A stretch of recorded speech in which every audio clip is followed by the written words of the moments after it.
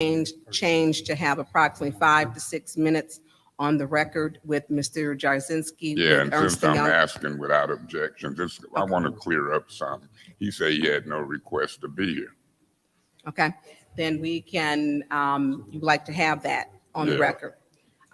It is so ordered without objections to have Mr. Jarzynski and Mr. Whittigan. You want 5 minutes to speak with them, correct? That's all I Okay, need. but that is so ordered without objections. Where did Madam you want to Chair, put it at? right now, before we go into closed session. You want to do it before we go into closed session? Yeah, or y'all go into closed session. Yeah. I see the subject matter. It is so ordered without objections. Madam Chair, through Council. you to Mr. Whittigan and Mr. Jarzynski, could they come forward?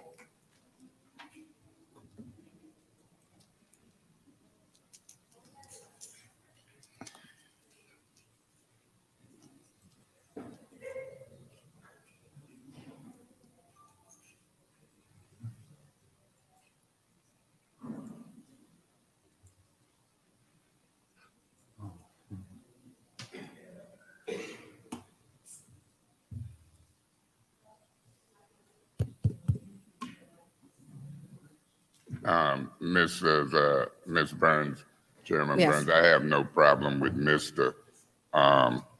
Edwards coming forward as well. I see him Mr. move. Edwards, would you come forward too, please, sir? Real quick, if I may, Madam Chair. I laugh and joke with some of the department heads and others in City Hall, and I spoke to Mr. Whittigan coming in, and based upon our communications relationship, I let him know seriously I want to know what's going on or what went on. I told him I requested on the record for him and Mr. Whittigan. For Mr. Whittigan and Mr. Jarzynski to be here. This is my 9th budget. I don't think I've ever did a budget without the chief financial officer available to this council. This is a co-equal branch of government. This year we had some extraordinary revenue, and it's called, for a nickname, ARPA funds, American Rescue Plan Act dollars, about between 74 and 94 million, depending on what we've spent already.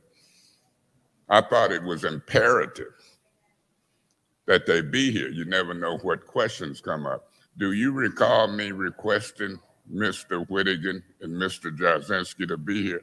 Yeah, and let me put some clarity on that. Mr. Whittigan and Mr. Jarzynski was requested. I did talk to Mr. Bosser, and there was a conversation with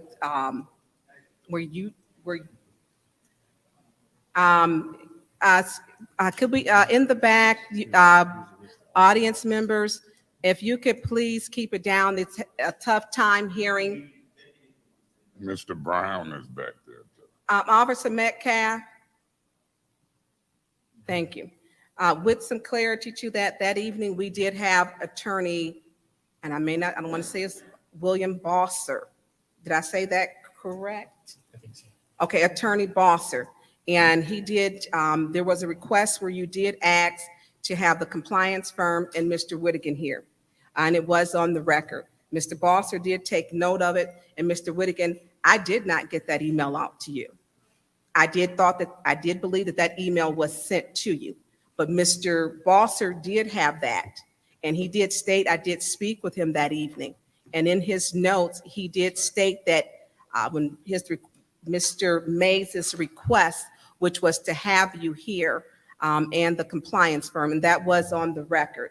And I don't know if Janelle has a copy of it, because there's some other items also which were requested on the record that were not done.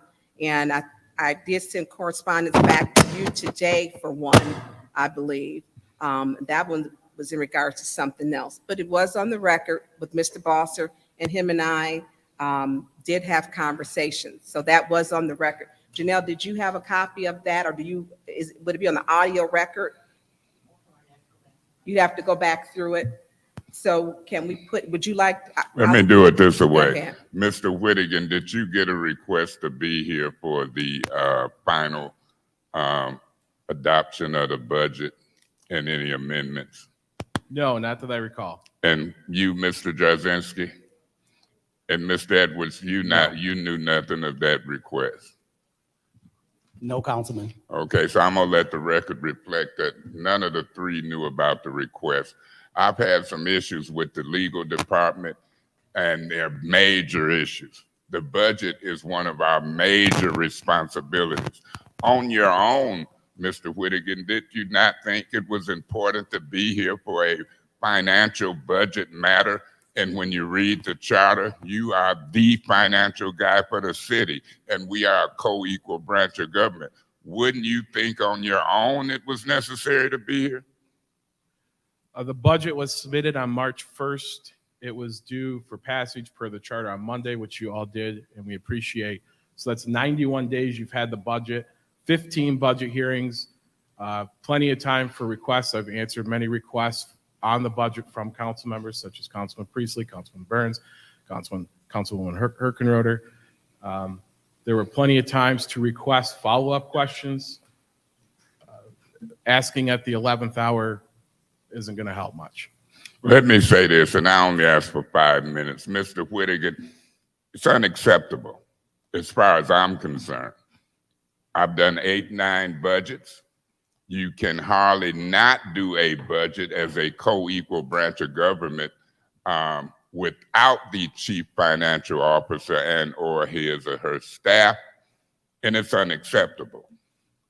If you got a duty and a responsibility not only to serve the mayor of the city of Flint financially, but the city council. The city council controls the purse strings. It's unacceptable. And I don't know if it was intentional or unintentional, but if we pay people 100 or 80 or 125,000, I expect for them to be here when we're doing budgets. A budget. It was questions that needed to be answered. The budget was passed with no amendments, and that was the intent. Now, this council, if they had the political will, could reconsider. You had senior citizens left out of the budget. You had revenue from the ARPA funds to the general fund left out of the budget, about $8 million. You had a variety of important issues. Police and public safety was left out of the budget. It was a major debacle that they had to stop in the middle of the meeting and go get the budget without amendments. This was a major debacle. And some of it, a piece of it, had to do with a lack of information and folks being here. We paying you too much money not to serve both branches of government, the executive branch and the legislative branch. It's totally unacceptable for me with my experience of doing budgets. It's the 9th budget. And then I looked at the media and the reports. I've had calls and talked to the media 2, 3 times today.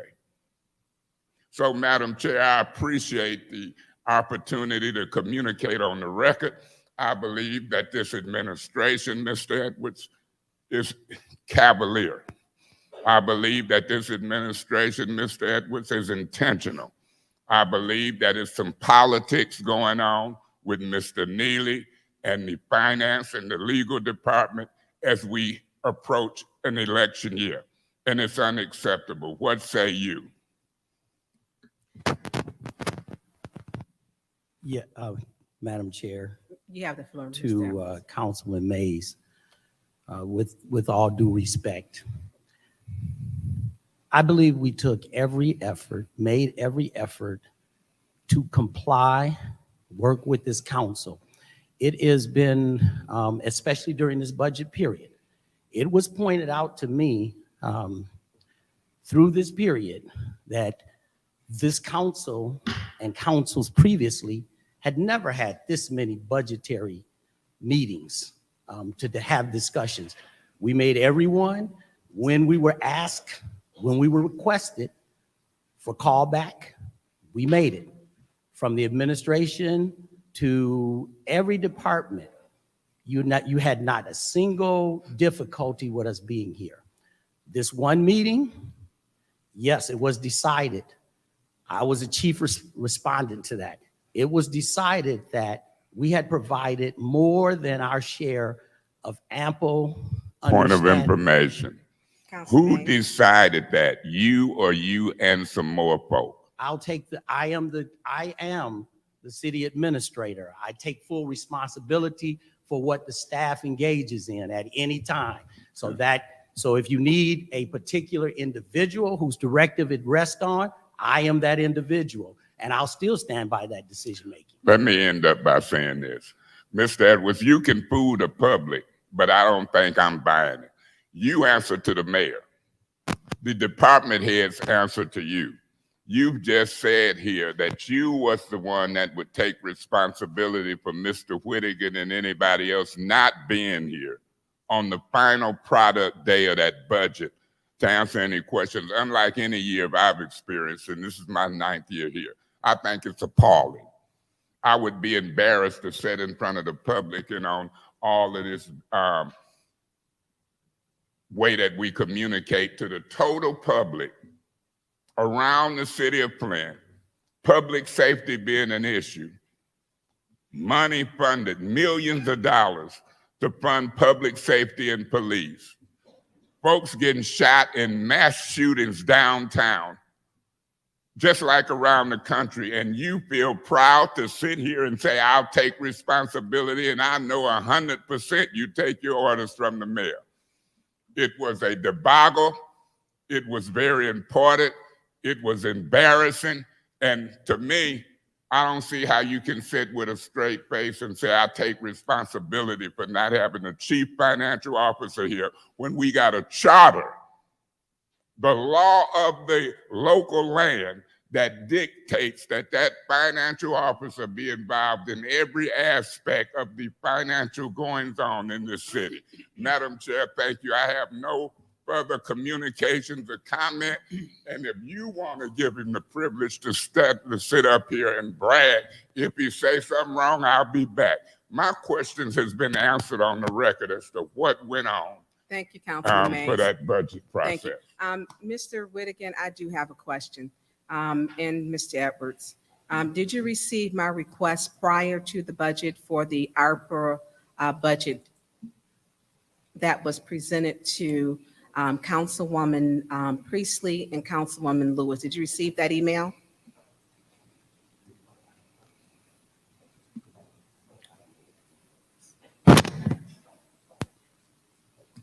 Looks like that was sent around May 24th. What time was it sent? Do you have that? It looks like May 24th. Do you have the time of the day? No, I You don't. don't? Okay. I just have all the emails you sent to me. Okay, so I did request it beforehand because that was important for me. And I want to be clear and transparent. I did speak with Councilwoman Priestley, and we probably need to later have an open discussion so that we're not in violations of any Open Meetings Act, but we got briefly into it. And we talked about, she had made a request to distribute the information that was given at the presentation that you had given to her and Councilwoman Lewis. And we briefly got into that. Did you email that information to other council members? No, no council members received an email of the ARPA budget. Okay, did Councilwoman Priestley and Councilwoman Lewis request that you do that? I do recall that they requested for me to send the summary, yeah. Is there a reason why it wasn't sent? We're still making final edits after our meeting with the various council members. There was a couple of typos we're fixing, and then we plan on hopefully distributing that to you early next week, So it to the whole wasn't, council and public. okay, so it wasn't given to us publicly, correct? I mean, not publicly, I mean, it wasn't given to us because you wanted to correct typos. Correct. It was, yeah, no hard copies were issued. Okay, here's my issue, and we're just going to be transparent. I always am very respectful to you, Mr. Whittaker. I am, and I'm asking of the same. The budget is very serious for a lot of people, and transparency is something that's important, especially when it comes to the ARPA funds, which residents feel it's the people's money, and lack of or thereof transparency. It was disturbing to me. I did have a conversation to Councilwoman Priestley when she did have the presentation with Dr. Lewis and where Dr. Lewis was located at the time. So others were given this information, and it could have been it was in a public place, and they had confidential information they may have had access to. But here it is, the council didn't have that. So when I asked for that budget and she asked you to give it, that request should have been answered. I can figure out a typo.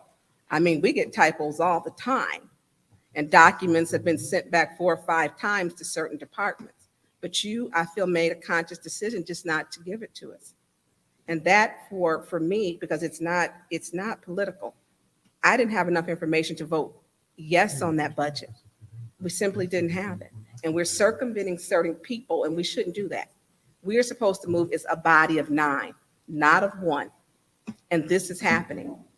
People are having conversations outside and with more than one person, and it shouldn't be done.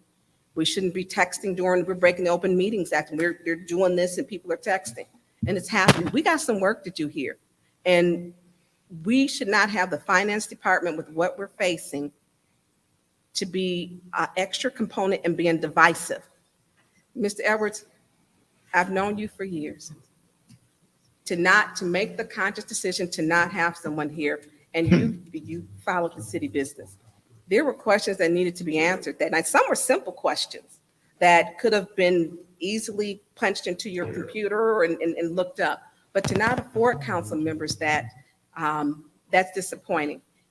To say there was a limit that was to be put on having, that you felt that threshold was met for the meeting, that you felt 15 meetings was enough, that no other council had that many meetings. But here's what we were faced with partial information that I have received.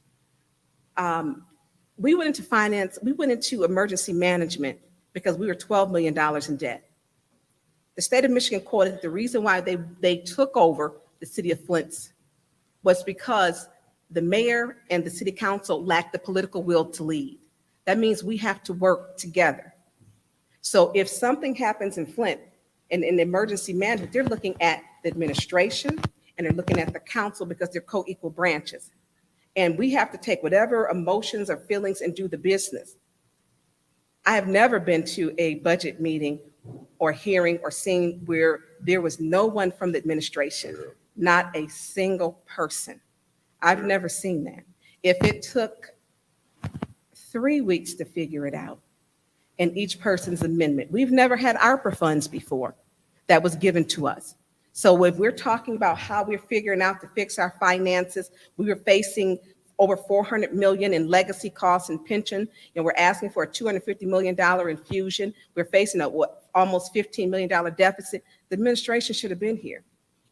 And Mr. Jasinski, I'm sorry, I don't have questions for you. I mean, you just kind of the middle person caught in here. You know, you're the $1 million firm with the answer. You are always cordial, but it just seems to be this is not a part of what you're doing. But I think it's communication with the administration.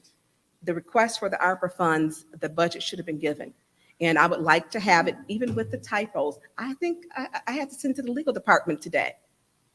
That shouldn't have been done because I asked you for it twice. That shouldn't have been done. I do know that our city clerk has something to say. Yes. And so you have the floor, Madam Clerk. Thank you. My statement here at this point in time, Ms. Vine. as in the past, is not from a political standpoint. It's from a public policy standpoint. I have been here since 1997 as the clerk, and I've worked through a number of councils, probably 10. And this is the first time that I have seen whereby the administration was not involved with respect to coming to the latter meeting that we had the other night, whether they agreed with what council was doing or whether they disagreed. So the charter does indicate that, but it does it maybe in a roundabout way. But anytime a budget is about to be adopted by the city council, someone from the administration must be here to answer and address any questions that may come up in the interim. I was angry last night myself, I have to say that, not only from a public policy standpoint as the clerk, but as Inez Brown, as a citizen of this community, all of my life practically. There was absolutely no reason for the administration not to have been represented here last night to answer the questions, the many questions that council needed to have answers to. And to the credit of the city council, last night they did adopt a budget. They adopted you all's budget. But I think moving forward, whether I'm here or not, at any point in time, when a budget of this magnitude, the annual budget has to be adopted, there must be representation from the mayor's office. There must be representation, because there was absolutely no reason last night for that not to happen. I'm getting calls myself from people throughout the community, received calls last night, as well as text during the meeting itself, as to where's the administration. So I think it's important moving forward that these kind of things are addressed in an appropriate fashion. The other thing I wanted to respond to as it relates to what Mr. Edwards indicated, the departmental hearings that were held was in conjunction with whatever departments you all have. We always have departmental hearings for every budget. There's never been a time when we did not have hearings. It is not necessary for all of the entire council to show up at the hearings, but I would have to give this council credit, this particular council, and I'm not trying to do anything to applaud them, I'm just saying I will give them all credit for coming to every meeting that was held. If they couldn't arrive, they would call and indicate why they couldn't be here. But at the same time, they would seek the information that may have been given out at that particular meeting. So I think council is due some credit at this point in time for trying to do the right thing and to work very closely with the administration. But moving forward, the administration must get back on board and do things the way they have been done in the past, even prior to my arrival in '97. Thank you so much. Thank you, Madam Clerk. Would you like to respond, or Mr. Whittigan, no? Mr. Edwards, you have the floor, sir. No, we have nothing to add to this. Okay. Councilman Murphy, Yes, you have the floor, sir. thank you. As you guys are aware, it's 6 of us on here that's new. I must agree with my councilman in the first ward and Clerk Brown that I've been following city council for a long time. And at the 11th hour, when we needed answers, so we was, the procedure is the mayor present and the council make amendments. The mayor can either approve those amendments or he can veto those amendments. When we made amendments, my understanding was that the finance director will go back and look at those amendments and look and see where we can move some money to be able to cover those amendments, or either the council could have found out where we needed to make those changes. But that didn't happen. So I was thinking that you was going to be here with us when that happened. One of the things that I request, and I heard you speak on, you were answering our request. The 8.1 million ARPA dollars, I wanted to know in detail, where was that money going? You was requesting 8.1, but I wanted to know, was it paying for gas? Was it paying for food? Was it paying for personnel? I wanted to see a line item detail of the $8.1 million. I didn't want you to just give me a $8.1 million blank check and tell me to approve it. I needed to know where it was going. Was 500,000 going to Parks and Recreation? Was it going towards garbage? Was it going towards? It didn't matter. I needed to see line item detail, and we paid $1 million for a compliancy firm to work with you guys to figure out if things are eligible activities. So when you guys decided to come up with the $8.1 million, why wouldn't you guys give us a line item detail of where the $8.1 million is going so that we can look at it on the spreadsheet and see, okay, well, this money going here, this money going there, this money going here. So I was very hurt when I left here and I voted no for the budget because, like my colleague said, we had made changes to the budget, but then it wasn't balanced because even though we made the changes, we didn't know where we was taking the money. So just being fiscal responsible, I just didn't want to do it, even though I know my colleague in the first ward wanted to see Haskell bring Brennan Center. I wanted to see Haskell get some money. We just wanted to see those, and it even wasn't a lot of money that he was requesting. I think 25,000 for one and 25,000 for the other one, and me 50,000.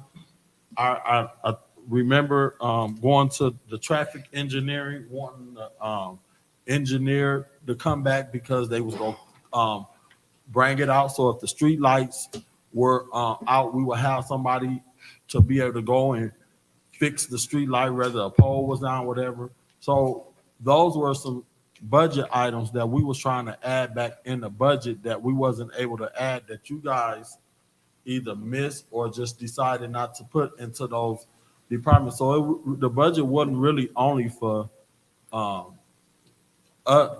as a council, it was for the city of Flint as a whole. So I'm not understanding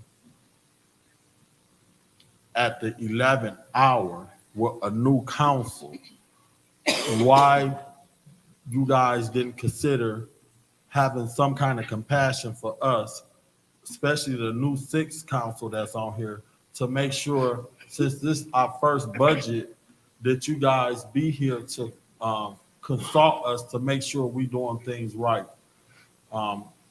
There's water under the bridge now.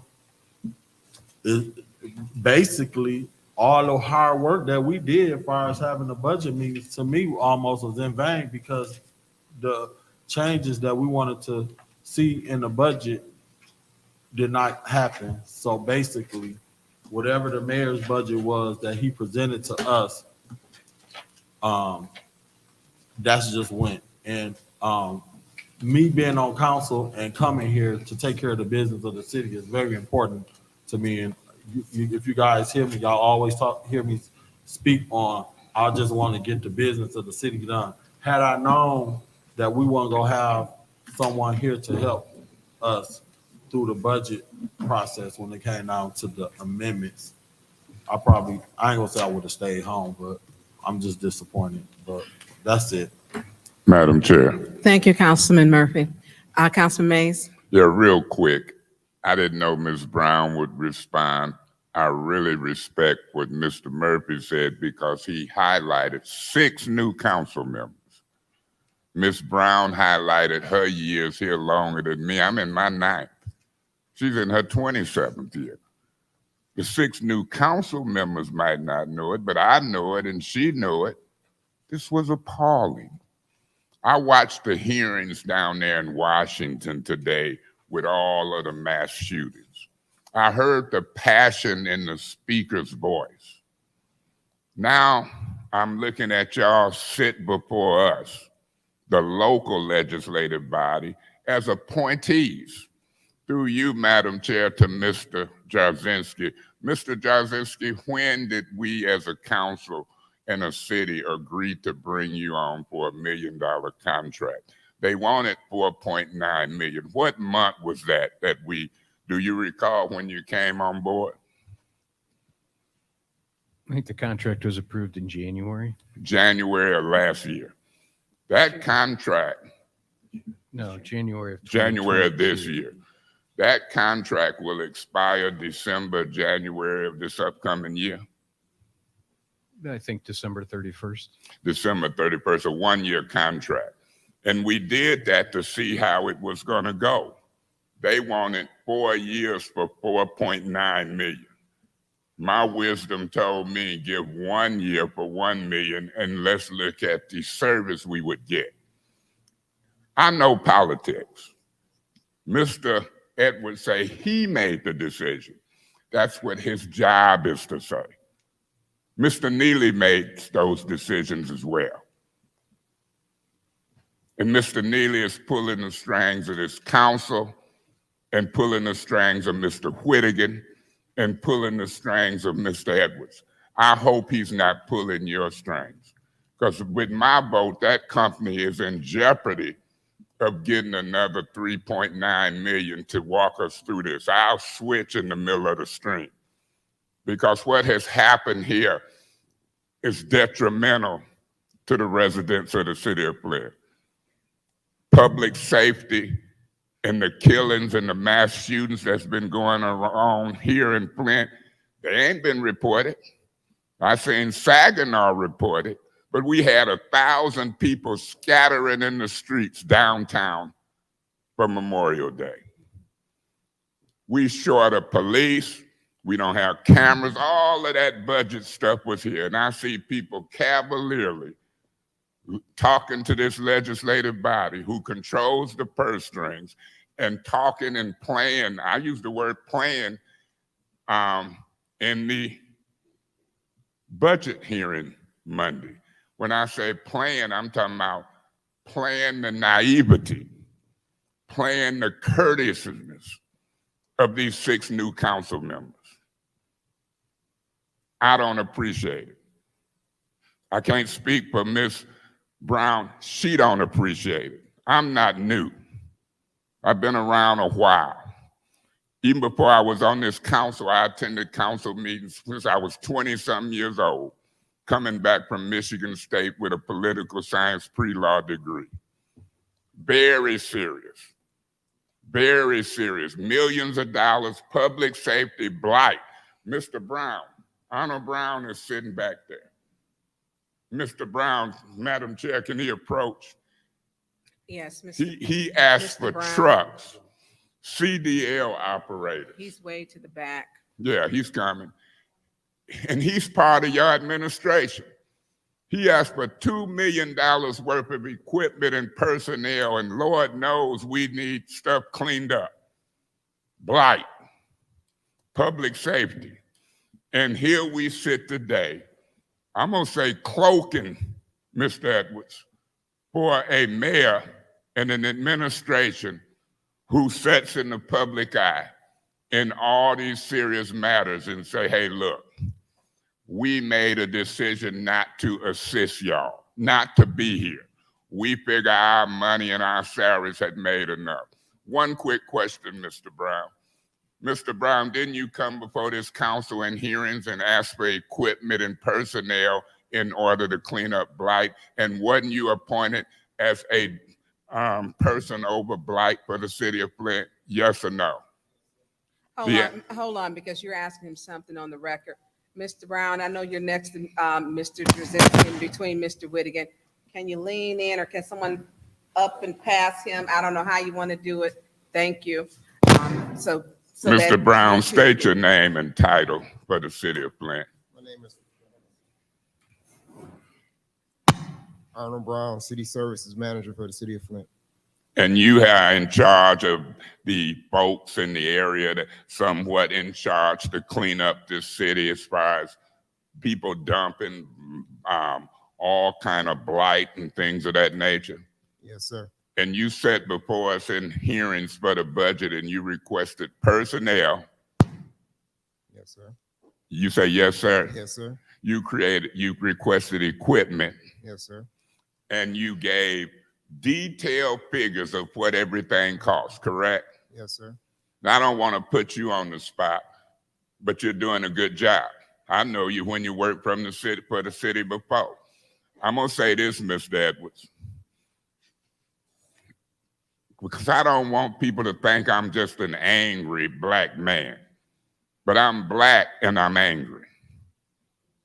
And I'm here to tell you, when it comes to the citizens of the city of Flint and what they deserve, black, white, green, purple, yellow, Hispanic, people deserve public safety. And people deserve to live in a clean area and neighborhood without mattresses and raccoons and possums and all of that go with high weeds, blight, and whatever. And people deserve to have their politics and the orders given to department heads separate from city services. We took an oath of office. We should do what we do. So Ms. Brown said, moving forward. Y'all know all those words, moving forward. You know, I almost want to demand that these budget amendments for public safety and for Blight come forward. I'm gonna holler loud for the seniors at Hasselbrink and Brennan. And I'm throwing it out there sideways. I'm almost demanding that this administration correct this debacle. Now, what y'all do or don't do will have something to do with what I say next. Because Mr. Whittigan and Mr. Edwards, y'all appointed. And when you do outrageous stuff that rise to the level of cause, for me, when it comes to public safety, blight, budgets, and what you sit here and said, y'all made a decision to leave folk handicapped, 6 new council people in this council, to me that rises to the level of cause. And the level of cause can get folks removed from their elected or appointed seats and get $90 and $80 and $100,000 salaries wiped out from up under them. So you think it's funny, Mr. Whittigan. I don't. You shaking your head that you think it's funny? Well, then you better pray and hope that these 6 new council members think it's funny too. Because when you asked for this appointment, you said you was from Flint. This was your hometown. You wanted it. You asked us for it.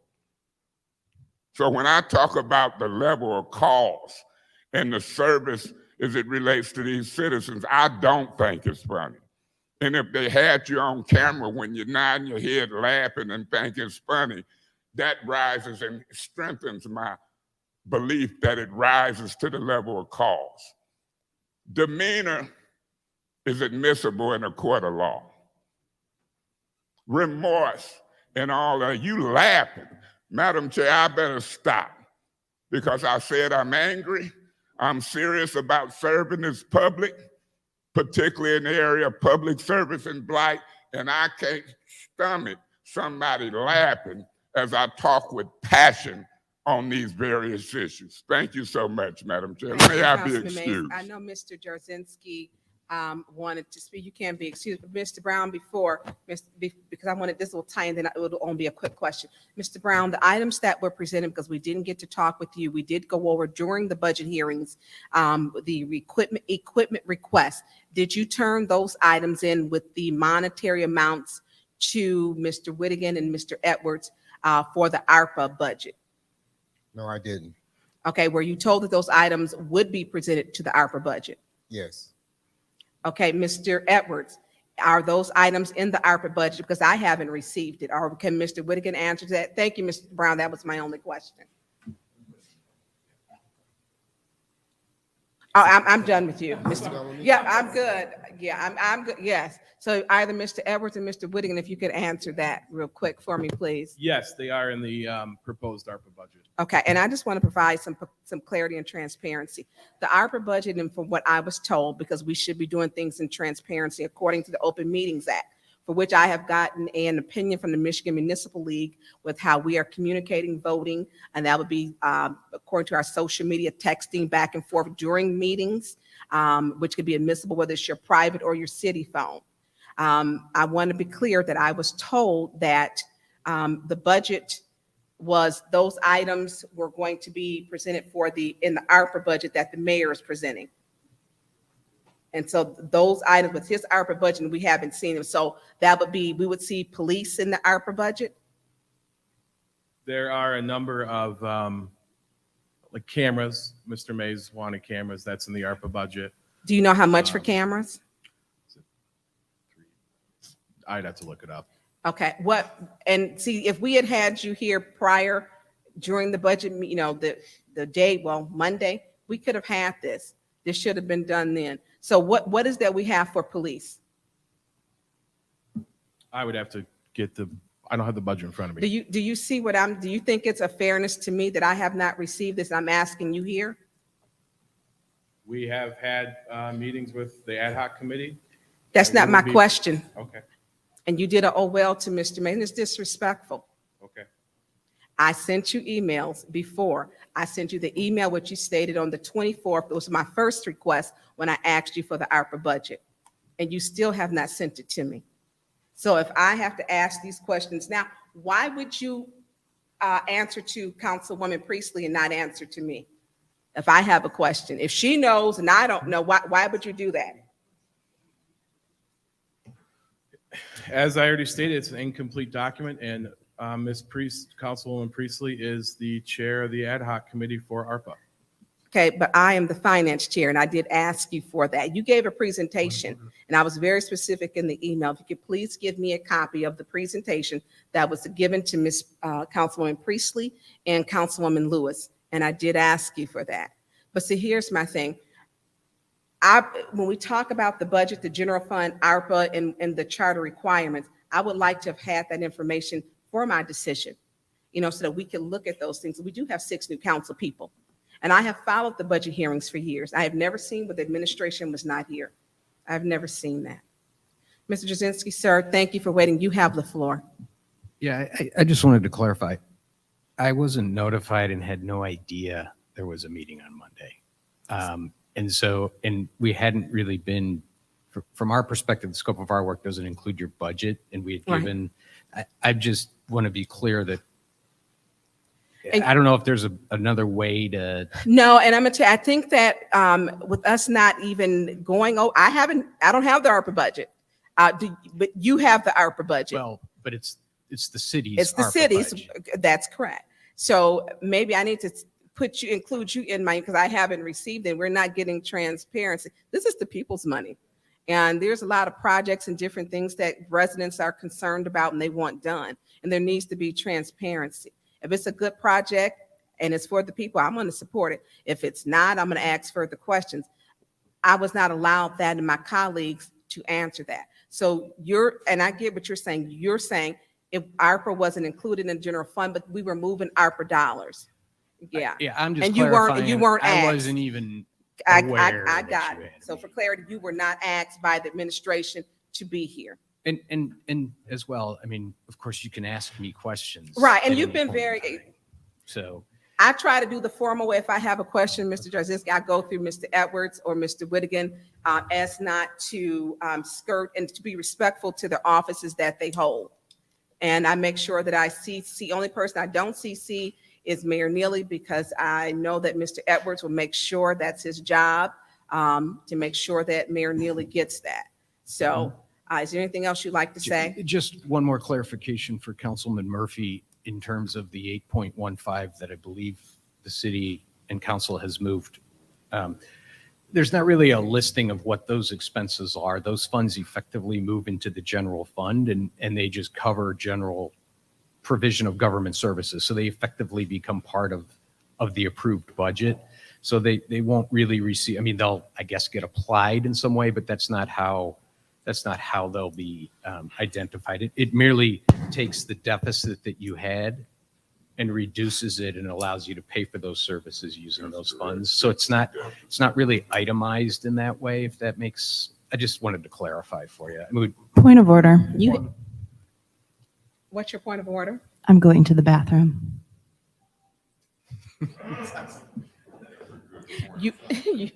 That's a improper use of a point of order, but no, if I had it, so usually Miss Brown will like poke me or get me. And I'm sorry, I didn't see you, Miss Worthy.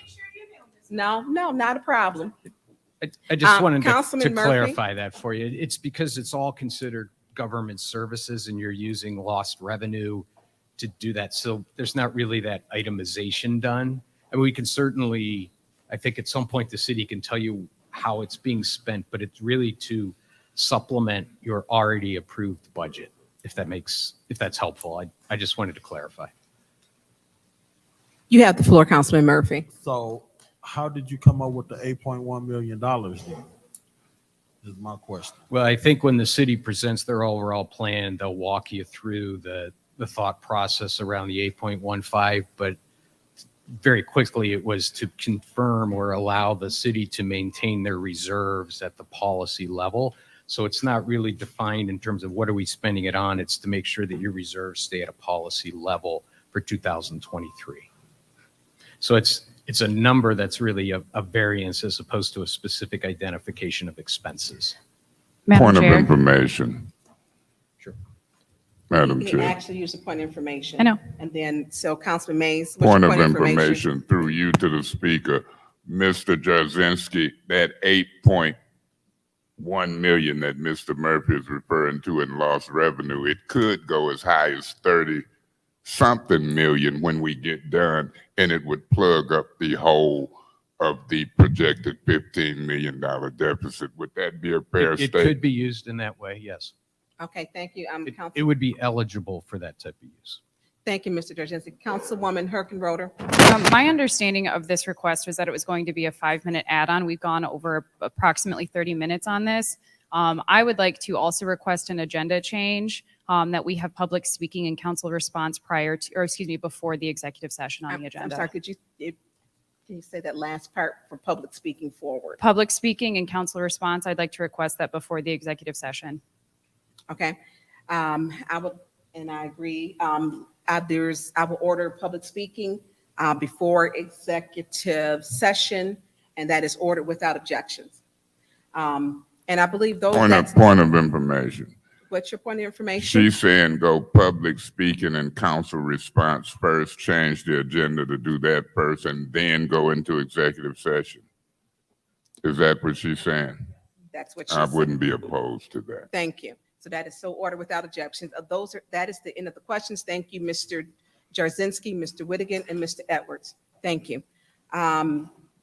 We are now going to, there's an agenda change. We will have public speaking.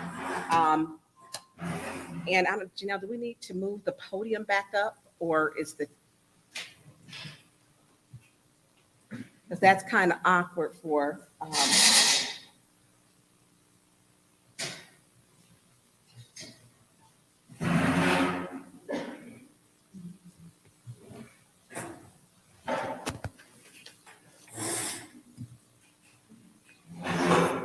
first public speaker, please.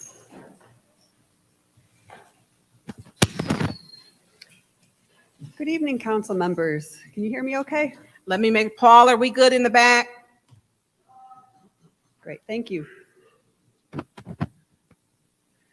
Well, good afternoon. My name is Elizabeth Jordan. I'm a Flint resident, currently now in the 8th Ward recently. Prior to that, I was in the 9th Ward for several years, representing the Planning Commission up until recently when I moved. I'm here tonight. Ms. Jordan, can you hold on just a second? Mr. Edwards in the back, Officer Metcalf, we're getting feedback with the acoustics. Attorney Kim, we're getting a little feedback with the conversations in the back, please. Thank you. Ms. Jordan, I'm sorry, but people were saying they could not hear you. Understood. Thank you. I'll try to speak up. I'm here tonight in reference to the draft zoning code that is on your agenda. And I wanted to just make a few remarks about that. I know that for many of you, you could have been involved as residents at that time. Some of you may have been involved in council, but a lot of you are new faces to your roles. And so I just want to give you a quick snapshot of some of the reasons that I believe it's absolutely vital that we pass this new zoning ordinance. Our old code was written in the 1970s. It was written for a world that didn't imagine climate change. It didn't imagine the need for a granny flat because you might have aging parents that are moving in and need another dwelling unit in the location. It didn't imagine GM leaving, and it certainly didn't imagine the availability of vacant land that we would have in our community once our population changed so much. It didn't imagine a lot of things that are part of our current reality today. The Imagine Flint Master Plan does reflect these realities because that plan was created by us, by the people of Flint, by more than 5,000 people who were directly involved in that process. They contributed their experiences, their hopes, their dreams to a common vision. Their participation made the Imagine Flint Plan and the zoning code that's connected to it much stronger. And now we need that zoning code in order to implement that vision, to implement the tools that are necessary to help us deal with our current realities. But that zoning code is now sitting there unused while we continue with the challenges of our current reality. We're fighting for our neighborhoods, for our economic future, with one hand tied behind our backs. Flint people are strong, but we can't afford to face these challenges with tools that were not designed to help us meet them. There are paths forward to achieve this common vision that our community wanted of stronger neighborhoods, of vibrant commercial areas, of green spaces, of healthy places. We need the tools to help us create that vision and bring it to reality. And a key piece of that is the new zoning code. I'll just close again with my thanks. I'm no longer on the Planning Commission, but having been there for a dozen years, I would personally be happy to have conversations with any one of you to give you whatever background is helpful, because I know this is an important decision and your role in it is absolutely vital. So Thank you, Ms. very Jordan. much. Next public speaker. Yes, my name is Jeffrey Pollard, and I've been here since '65, born here. Now, what I'm not understanding is, y'all put on the news about this water situation, and now y'all people then went out trying to get everything that y'all supposed to get. Now y'all put on the news about only the people that got kids can get whatever y'all supposed to give us out these millions of dollars. When I've been here all my life, I shouldn't have to go through no doctors or nobody to get anything. Just get what y'all supposed to give us. That's not right, because y'all giving it to the hospitals, to the fire departments, to the police departments. They ain't did no doctors' views on what they did, what's wrong with them. Some people got sick, some haven't. But the thing is, we deserve this money that the mayor got. I know he didn't put part of it in his pocket, and the rest of them have too. So we deserve it, because y'all picking up, doing things that shouldn't even be fixed, like the bridge down here on both sides. Ain't nothing wrong with that bridge. What's wrong is Detroit Street need to be fixed, Saginaw Street need to be fixed, and a lot of places need to be fixed. But y'all ain't doing it. For what? Y'all down here doing on this side of town. We need that side of town fixed too. But regardless of the point, we shouldn't have to go through no doctors to find out if we got rashes or whatever. Some people do, some don't. That's not the thing. The water was messed up for years. So we deserve some of that money that y'all got. That's all I got to say. Thank you, Mr. Fowler. Next public speaker, please. James Moore from the 2nd District. Unless I have to get my address, and I hope that I don't, but I live here in the city of Flint. I'm very proud of the 1st Ward. I'm very proud of the 9th Ward. I'm very proud of all y'all, because I come down here on a regular basis and watch y'all go at it. I think y'all should get a bonus for fighting with each other. But you know what? I would rather see something get done. And I just want to say this, because I know that buzzard is coming. On Monday, I was upset when I heard that you guys didn't want to give the workers for the city of Flint a bonus. If you don't take care of the workers, you can't take care of the community that the workers are in. And that's who you all represent.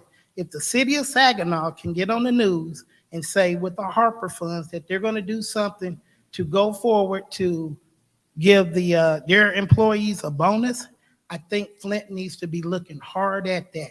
We got to start showing love towards our own people and our community. Y'all have a good day. Thank you. Next public speaker, please.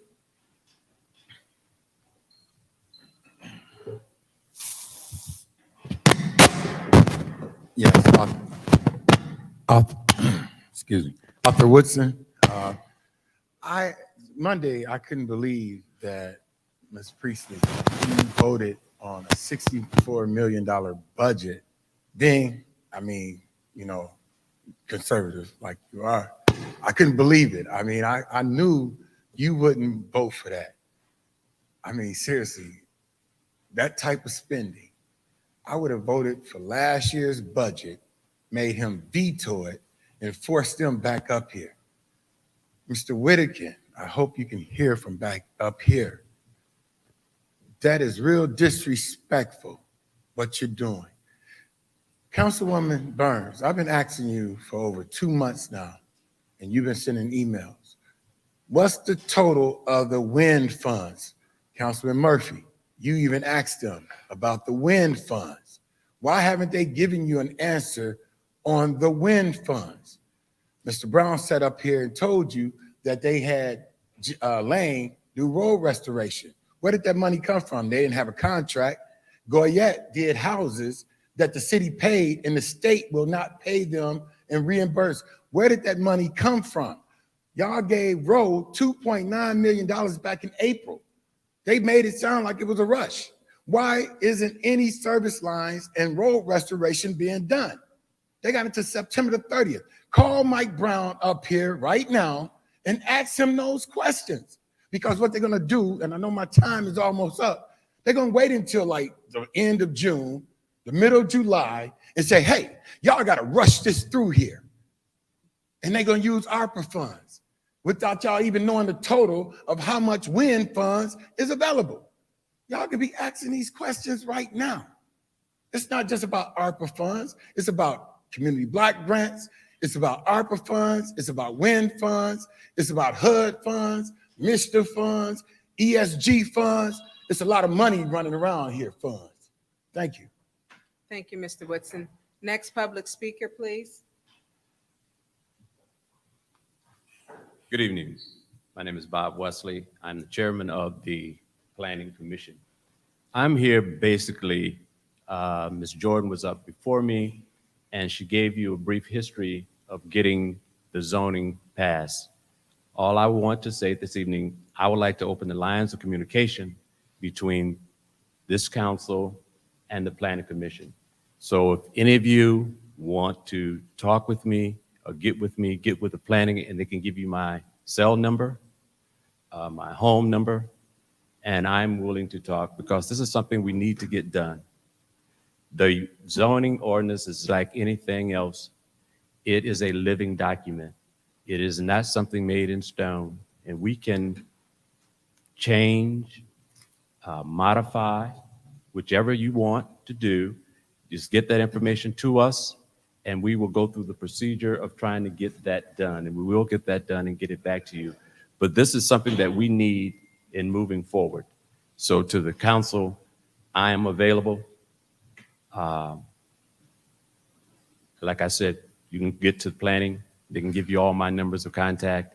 I send a couple of letters to you guys, and it has some of that information on it. So thank you very much. Thank you, Mr. Wesley. Next public speaker, please.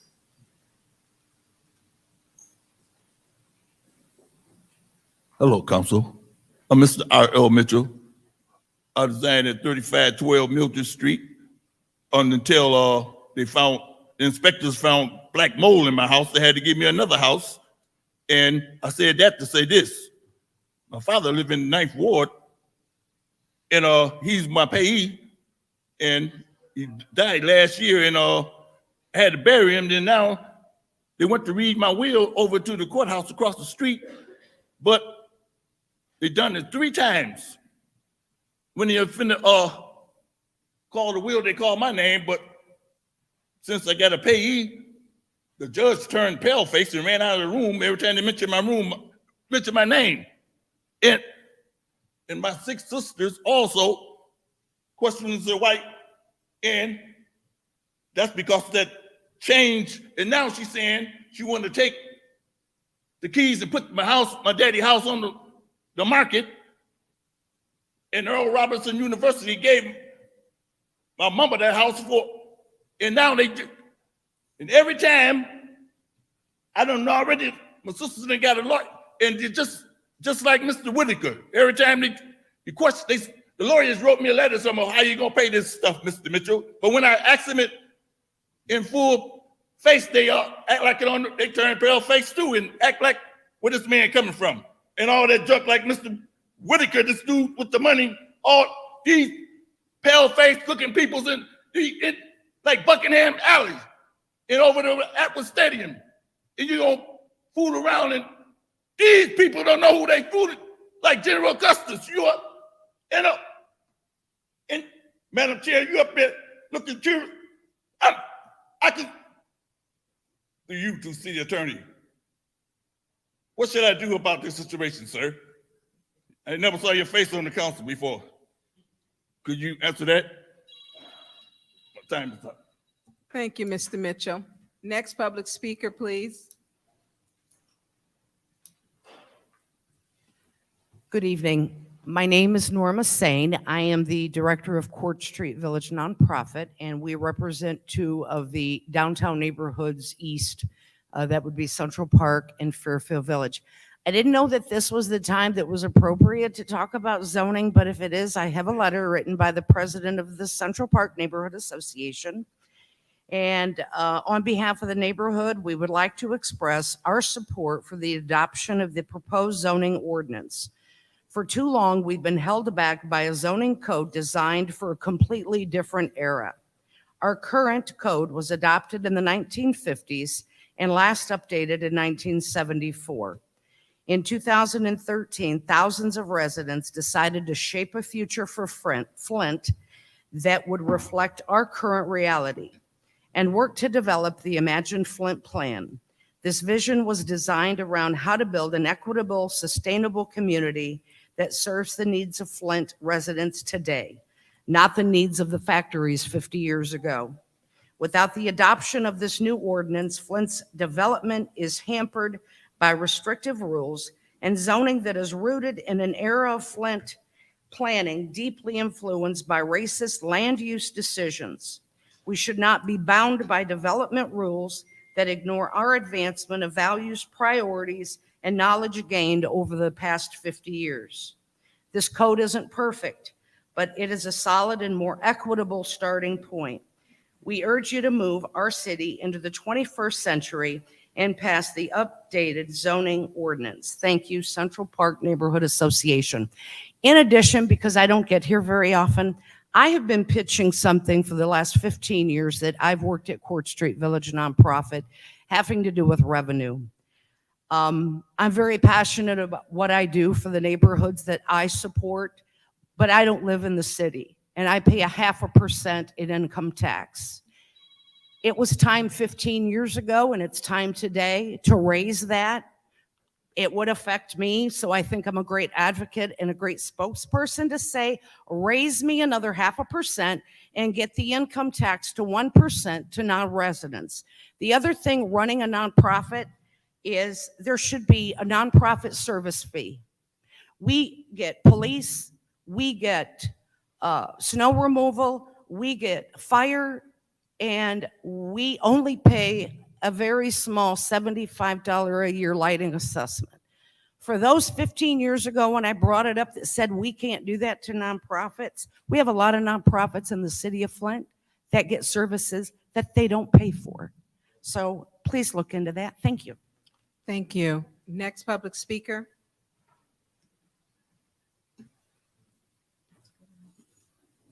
Mark Baldwin from the 3rd Ward. Can you hear me okay? I can hear you, Mr. Baldwin, but How's that? yeah, you see, you're taller than the, but you should be fine. Sorry about that. First of all, I want to say I'm proud of several of you today. Some people think that Flint and the process there is a laughing matter. And man, angry. I don't know what color I am, but I'm angry about that. That was so disgusting. I'm thankful that you folks stood up and said something. So now, process. Trust the process. Back in about 2008, the treasurer for the county said he wanted to shrink the city of Flint. And a process was started. The land bank has successfully pulled off that process. They own 20% of the residential properties in Flint right now. They own 30% of first, second, and third ward, or about approaching 30%. And in the neighborhood that the councilman of the third ward and I live in, the Pasadena development, they own nearly 60% of that property.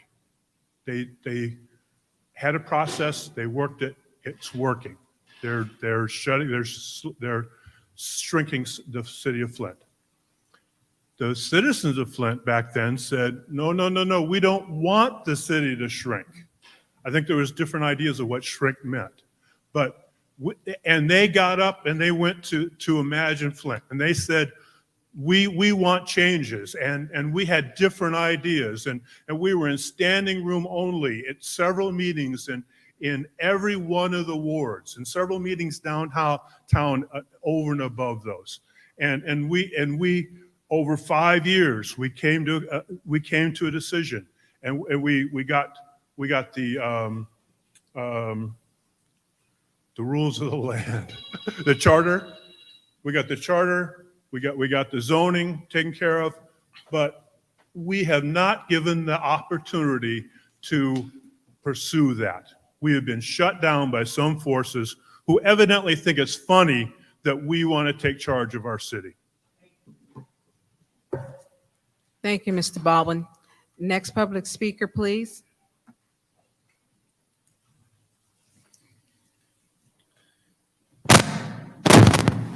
Sorry there. Yeah, Joel, our equipment's a little challenged. That's all right. That's all right. I knew I was going to have to move it up. Good evening, City Council. My name is Joel Arnold. I'm a resident. Thank you. I'm a resident of the 7th Ward and of the Central Park neighborhood as well, and was glad to hear our letter read here this evening. But as I've mentioned before and appearing before you, I'm here to advocate for the adoption of our revised zoning code.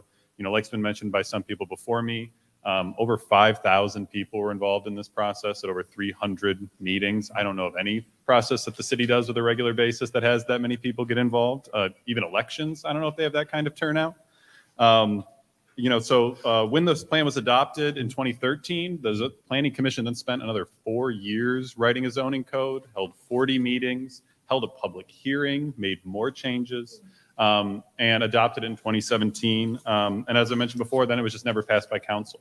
Councilman Mays has raised appropriately that we should be doing master plan updates every 5 years, new master plans every 20 years. And I wanted to clarify that this isn't even an update. This is us finishing the work that we started, so that we can then move on to doing the appropriate updates that we need to get done to make sure that we're constantly, as Chairman Wesley mentioned, treating these things as a living document.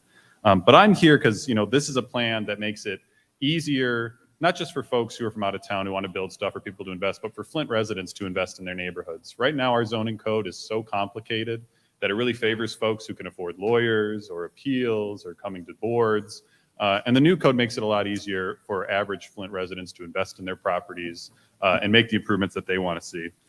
So I really think that this code presents a path for us to have the more kind of equitable, inclusive development that I know that we all want, and really reflects the democratic wishes of people in this city. So you guys have the power to put that into law after 5 years of sitting on the shelf. And I appreciate the work that you've all put into this so far and the diligence. And I hope tonight that you'll move it out of committee, bring it to council for a first hearing so that we can really move our city forward and make it easier to have development here in our city for everyone. So thank you so much. Thank you, Mr. Arnold. Next public speaker, please.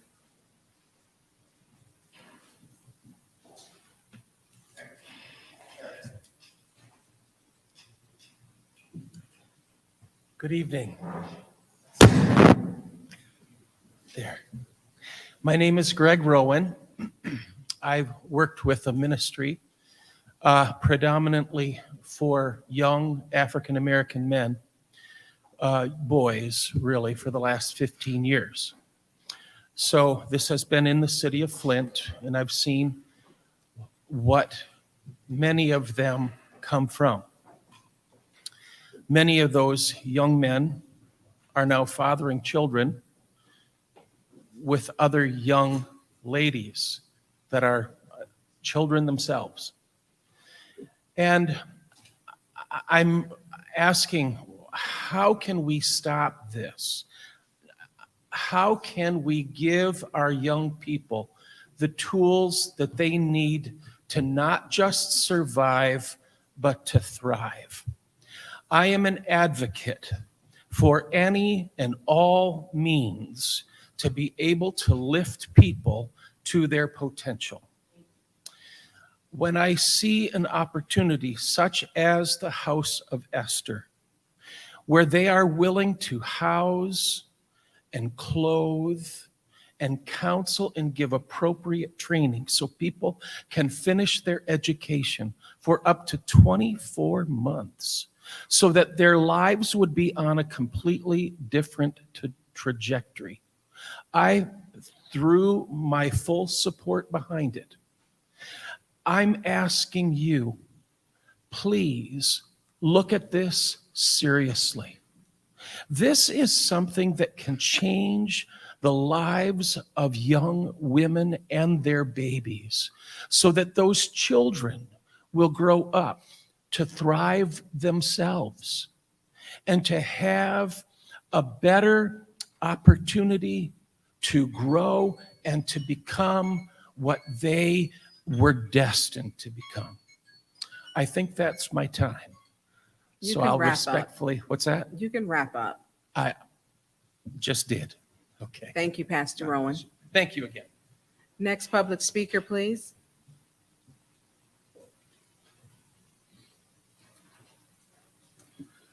Good evening. I'm Jim Richardson, live in the 7th Ward, and I'm here to thank council very much for taking up this ordinance for the new zoning code. I want to just express my appreciation to all of you for the work that you'll do to make this happen. It's a very important piece of legislation for the city and for the development that we have coming forward. And I'm just here to express my appreciation for you picking it up and taking it on. Thanks much. Thank you, Mr. Richardson. Next public speaker, please.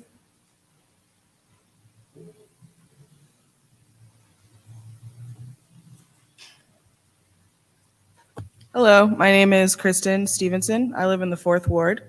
I'm here today just express my strong support for the adoption of the new zoning code, which you'll be discussing tonight, I believe.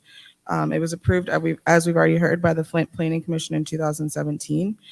And Flint needs predictable, fair rules for investment in order to ensure that our city's fiscal stability is possible in the future.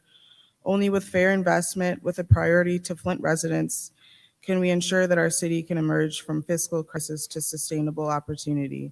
This code gives us such an opportunity. I encourage you as soon as possible to vote for its adoption. Thank you. Thank you, Ms. Richardson.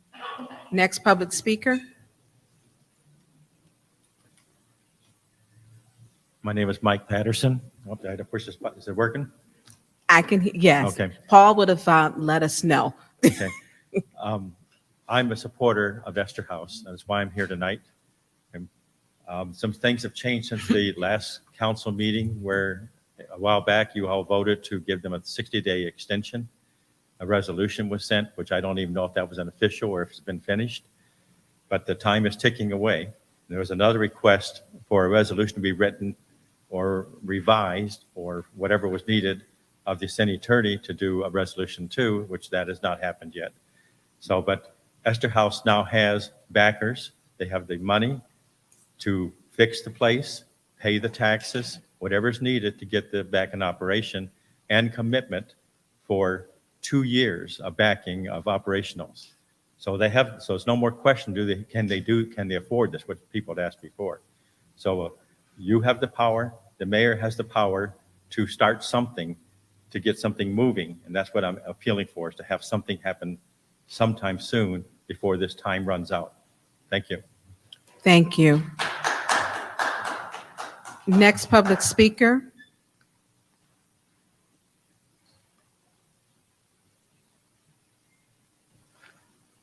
Hello, my name is Moses Timlin. I'm a resident of the 7th Ward. I just want to say, Councilman Pfeiffer, it's good to see you back up here. I hope you're feeling well. I want to also thank all of council for supporting $16 million in ARPA fund for the Genesee County Land Bank. Those demolitions, they're targeting 2,400 properties. That means the built environment and the landscape of the city is going to thankfully look very different in the next 5 to 6 years. So zoning is actually both the playbook and the rule book by which new housing will be built. So when we think about redevelopment, I hope we're thinking about how zoning is influencing a development process that is simpler, shorter, more transparent. Zoning affects quantity and type and cost of housing. So I really hope as it comes tonight's discussion that it is supported and moved to council and hopefully adopted as a step forward for the city. I also want to say that I will be speaking in support later tonight for a resolution for a public hearing for a brownfield plan. I will speak more on that later, as I'll stick around however long it takes. But I really do thank you for your time, and I hope that is considered as well later tonight. Thank you. Thank you, Moses. Next public speaker, please.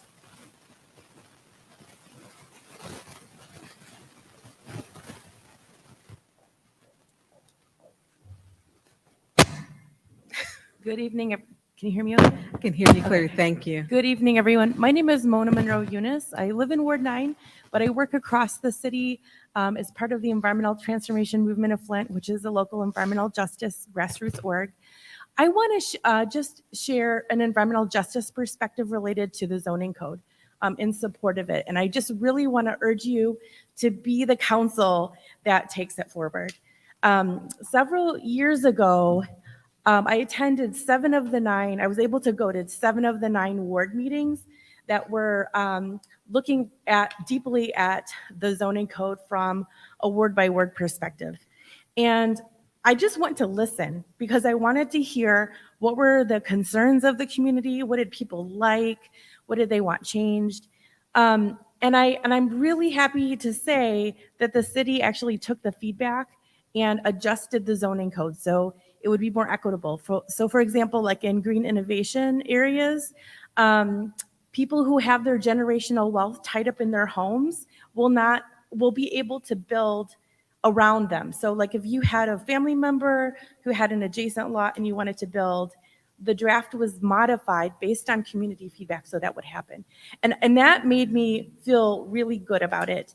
The zoning code is modernized, as you've heard before, but it really opens up new environmental justice opportunities for our community, and really from an equity perspective.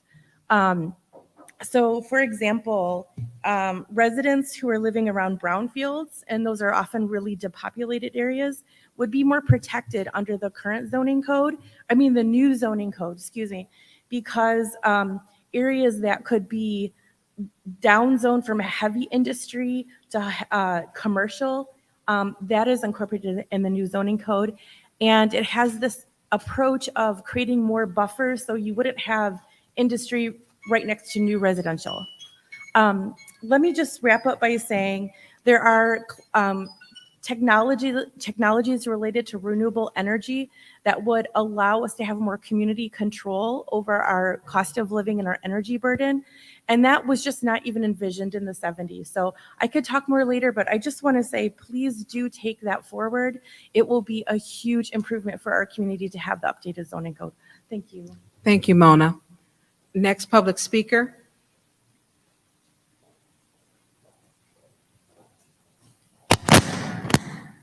You got to get that fixed. Good evening, council. My name is Paul Herring. I reside at 525 Mason Street. And I'm here for one thing only, and that's to remind you about Juneteenth. The city of Flint has stepped up this year something amazing. There must be 9, 10, 11 organizations hosting and participating in providing Juneteenth celebrations this year. That's a dream come true for me. As the chairman of the citywide Juneteenth celebration, that has always been a goal.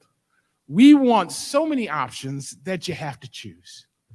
We want Juneteenth to resound throughout the city that weekend, so you can't miss it. I was scrolling the internet and found out that Owasso, yes, 2 Black people in Owasso, is hosting a Juneteenth celebration. It has begun. It has begun. And I am so, so excited. Burston Fieldhouse is offering a concert. Midnight Star. Miss Lewis, you ready to get it on? All right. First time ever. They could have had that at the Whiting Auditorium. They did not have to bring it to the north side of Flint. I'd like to thank them for doing that. Mrs. Deloney and DeJuan Robinson are still hosting the traditional Juneteenth parade out of Burston Fieldhouse on June 19th at 5 o'clock. Over 30 years that parade's been going on. Over 30 years. And I hope those of you that can participate will participate. I bet you that's my wife. Tell me to hurry up. I have tabloids in the back of the room, and I want to encourage each and every one of you to grab a dozen of them. Put them in your car, share them with people in your ward. It's going to be on and popping. Remember, in all things purely social, guys, we can be as separate as the fingers, but we got to be one like the hand in all things beneficial to our mutual progress. And Juneteenth is one. Thank you, Paul. Are there any more public speakers? Any more public speakers? Any more public? I'm Ruth Patterson, and I also would like to speak on behalf of Esther House. I had mentioned before that I was also a young mom, and making it on my own, it sure would have been a lot easier had there been a ministry. But I thank God for 2 older Christian women who mentored me and took me under their wing and prayed with me and counseled me and advised me. And so as a young mom who had a child and bringing it up on my own and dropped out of school, I went back to school full-time, not just for a GED, but I went back full-time for my diploma. I went back, got my high school diploma, and also at the same time used my credits towards my certification for medical office assistant, clinical and clerical. I furthered my education later on and became a neuromuscular therapist. I continued my training later on and also became a certified doula, a medical liaison, professional labor coach liaison between laboring couples and those that give birth. And I did that because the program was started mainly because the Hispanic and the Blacks communities, when young moms would come in, especially first-time moms, and if there was a language barrier, they were more prone to having medical procedures done that were really not necessary. And so just having a doula present would reduce the chance of C-section by 60%. An active participating doula, actively involved with the laboring couple between them and the medical staff, would reduce C-sections by 90%. I am living proof of what it takes to have someone mentor into someone's life and being a viable citizen myself, and also a first-time business owner. I now own a chiropractic clinic and getting it running and established. I am a believer in Esther House. It is dear and close to my heart to see young women and young girls being helped and mentored in any way possible. I know that there are many different things legally that are in the process with Esther House, but I would pray and hope and plead with you all that you would give whatever considerations and favor on behalf of Esther House, because I believe that it is a vital ministry that is very much needed in our community. And there are also 3 other ministries that it would also work in conglomeration with that would be complementary to, that are also starting for unwed, ministering to crisis pregnancies. And I am a believer in that. So I just, again, ask your plead to help in whatever way possible. Thank you. Thank you, Ruth. Are there any more public speakers? Yes, good evening, Council.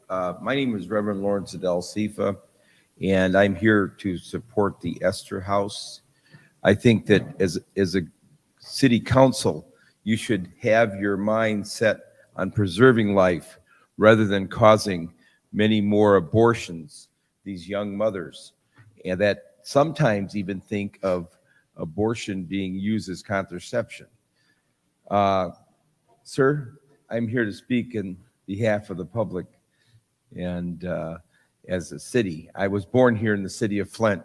Thank God I had a mother that looked at life as being important rather than not important. And I think you should look seriously at wanting to preserve life of these young mothers in the city of Flint. It's important. It's important. Why is it important?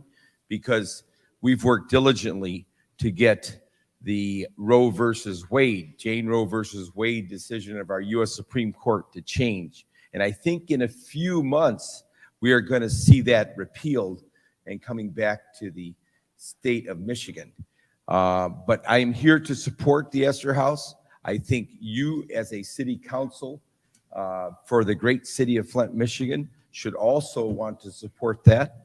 I do a podcast that is sent to the world from the east side of Flint on Oklahoma with All Points TV every Tuesday from the great city of Flint, Michigan, with Wayne Tierney as my co-host.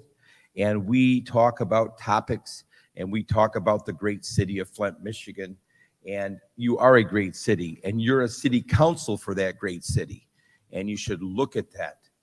And what you make decisions on will determine the public of the city of Flint and the people in the different districts that you represent. And that's all I have to say. You all be blessed. Thank you.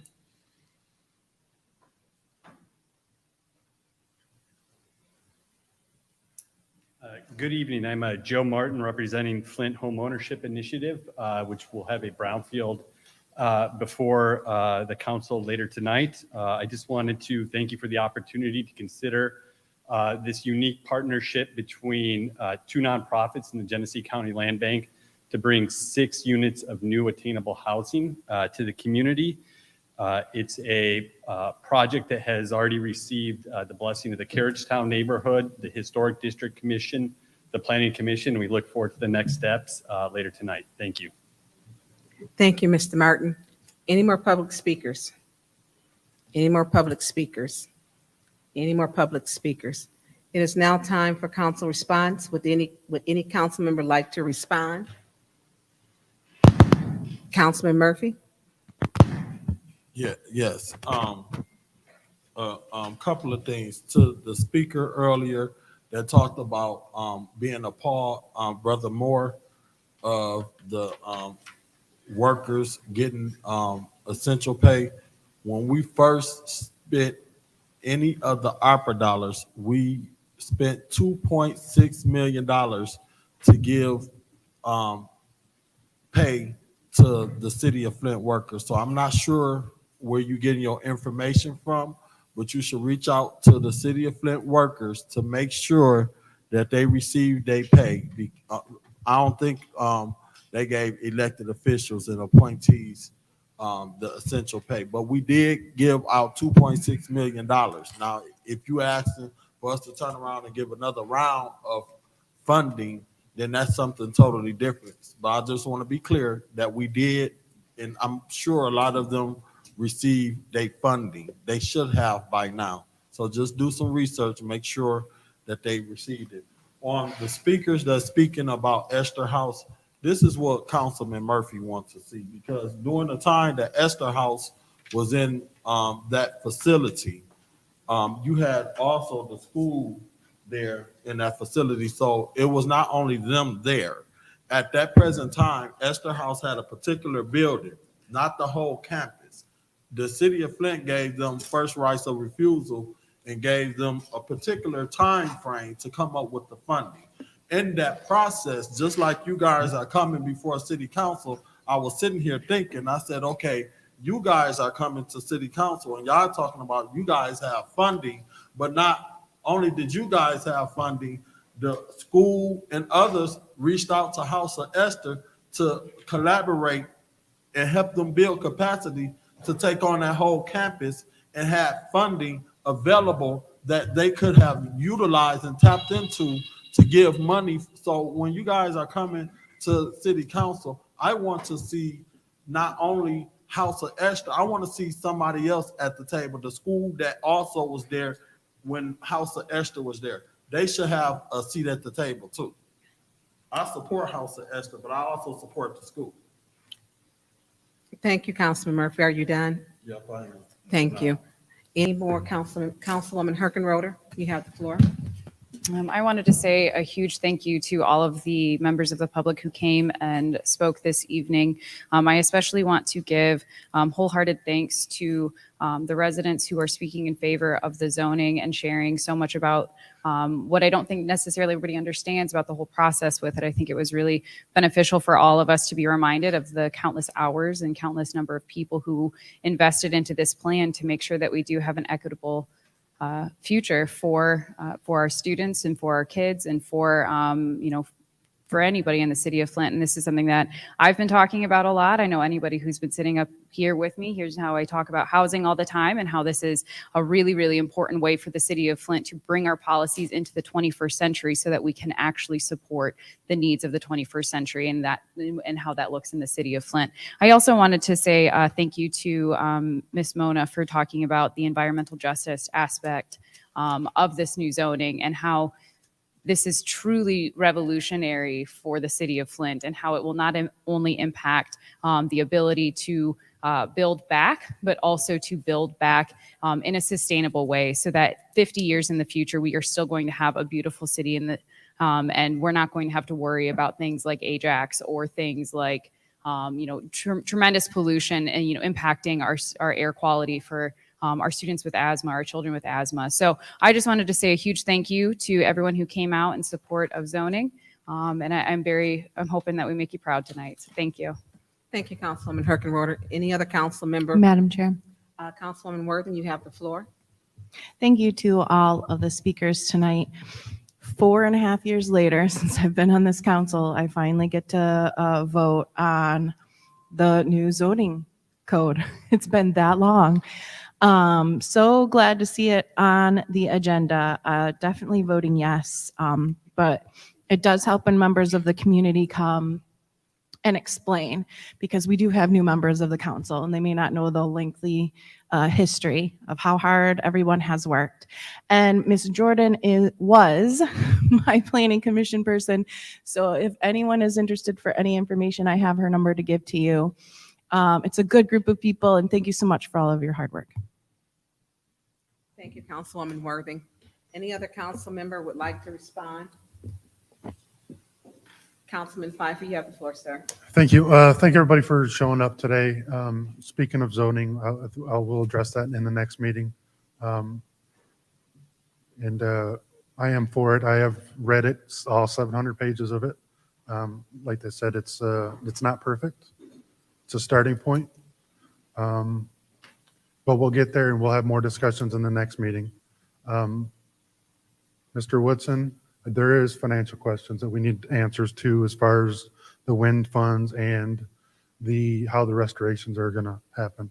Hopefully we can get those asked and answered. But given our format, I have to speak about something that I don't want to, and it is regarding the Ethics and Accountability Board. The Ethics and Accountability Board keeps addressing this council and threatening action on them when they're not asking specific questions. Either come with a court-authorized subpoena and subpoena us, ask us individual questions, or go pound sand. I'm done with it. We had action on the matter, and we will not address it. So I apologize for the community for me having to speak about that, but I have to address it. So you either come with action or don't come at all. Thank you, Madam Chair. Thank you, Councilman Pfeiffer. Any other council member? Councilman Mays, you have the floor, sir. Yeah, I appreciate all of the people who came and spoke. When they enacted the Open Meetings Act in the state of Michigan for entities like ourselves in government, it was a good. The problem we got is now the council rules. Being in council and around council for over 20 years and dealing with local government, there used to be no 2-minute response. Council could respond to each and every person who came and spoke. I've been an advocate of that.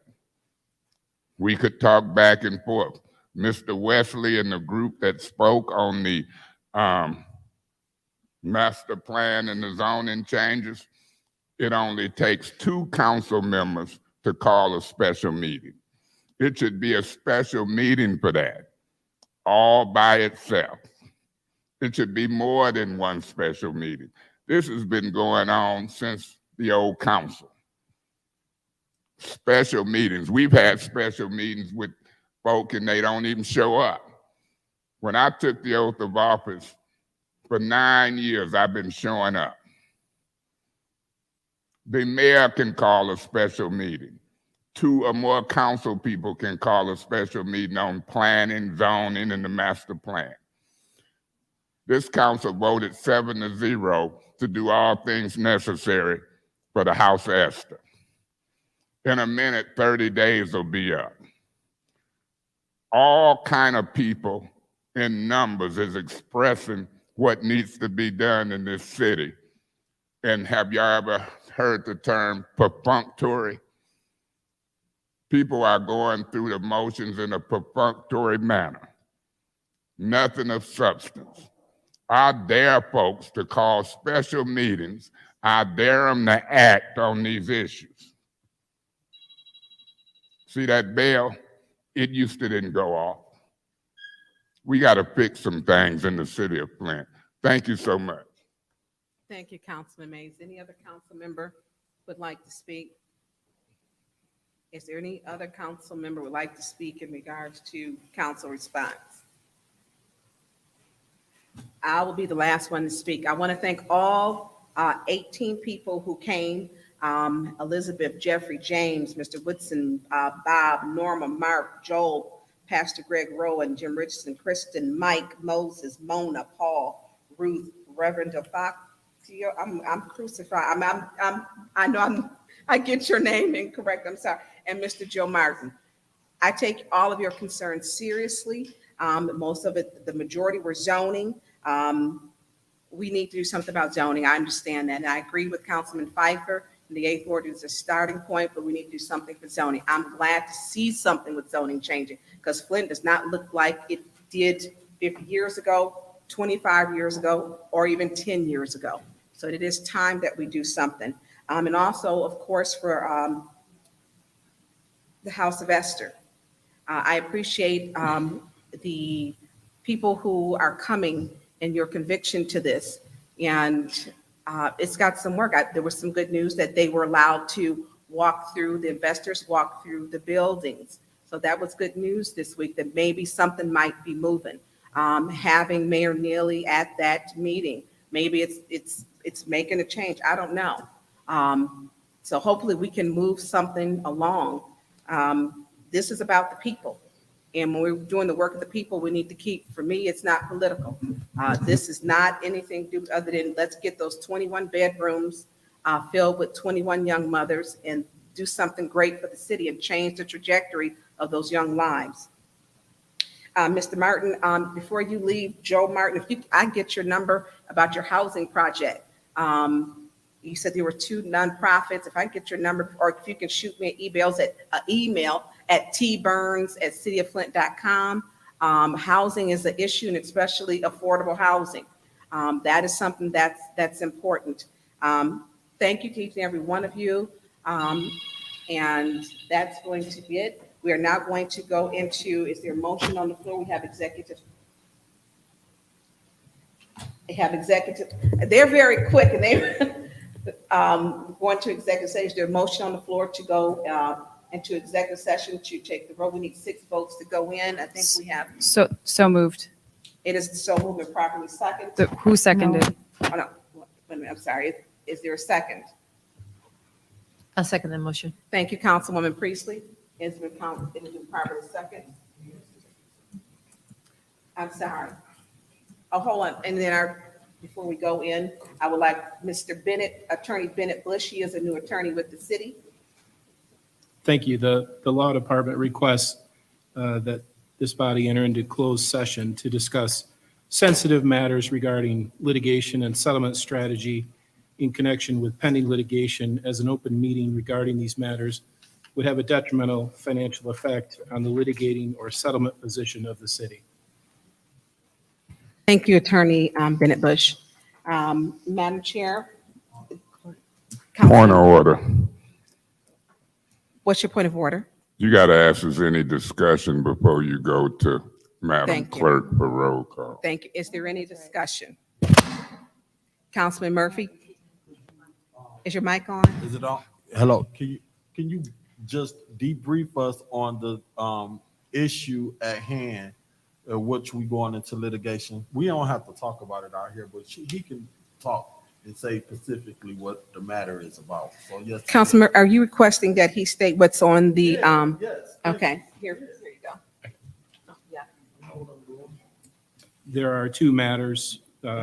One is the matter of Pfeiffer versus City of Flint, and the other is Eric Mays versus Flint City Council. Hold on, 2 council members?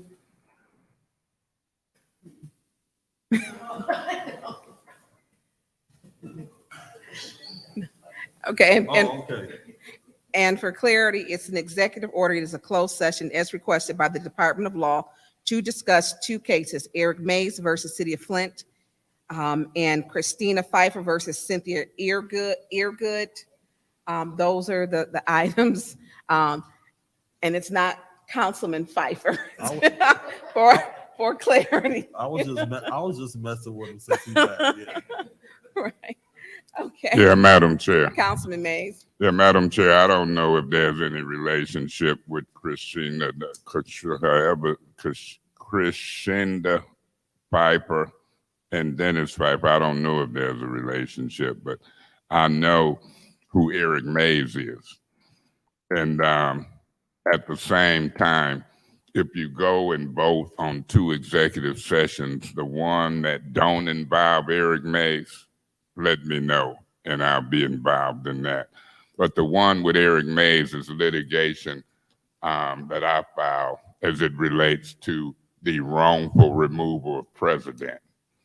Anytime you have an elected official or appointed official under the charter 1-603A, in every case, there should first be a public hearing that's been noticed and published. The majority of this council, new council people, they just put a motion on the floor, disrupted a meeting that I was chairing as president, and then moved to remove an elected official from a 1-year elected term. In every instance, you don't have to believe me, 1-603A of the charter. Point of order. Hold on, Councilman Mays, can you just a second, please? Point of order.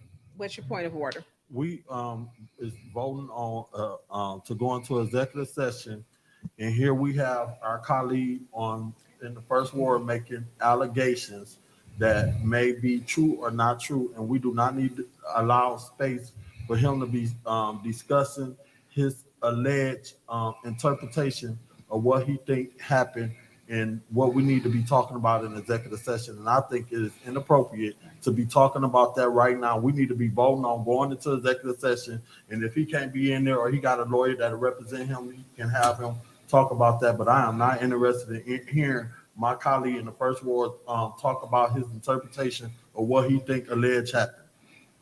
Madam Chair, when you listen to Mr. Murphy, he said, if I had a lawyer, I am my own lawyer. In the United States of America, you got the right to be your own lawyer. And I done did it many a times. This is public record. This document. Hold on, Councilman Mays, point of order. What's your point of order? I need you to rule on my point of order. I'm getting ready to. I'm going to rule on his point of order. And Councilman Mays, because this is something that we're getting ready to go into executive session, I'm ruling because we do have the city attorney here that we do have to discuss this issue in executive session. Point of order. What's your point of order? Madam Chair, when a motion is made and properly seconded, each elected official up here has the right to communicate 5 minutes in the first round, 5 minutes in the second round. This document is public record. It's open to the public. It's been filed, Judge Bell. You can read it. I have the right. My point of order is I have the right to discuss a public record that's open for everybody to see. What y'all talk about in executive session got nothing to do with me. Okay, hold on, Councilman Mays. The attorney is getting ready to give some information. Could you please provide clarity to this? Well, the law department is asking for closed session to discuss matters regarding strategy and settlement. We're not going to enter into those discussions until it goes into closed session. And I'm not asking you to, but I have the right to enlighten the public in my 5 minutes on Eric Mays versus the city of Flint as it relates to documents that has been filed that's public record with allegations as it relates to the charter, the violations, and president of this city council. It's been in the news. Y'all finna go in executive session. Strategies I hope to settle because it's been done wrong. And it's been done wrong publicly. What's your point of order? He is out of order. He talking No, about I'm things not. that's been done wrong. So that's based on his interpretation of what he think. And I think we need to be talking about this in executive session. And he is using the floor to make allegations of his interpretation of pending lawsuit that we. Point of information. Thank you for your Point of information. Hold on a second. Thank you for your point of order.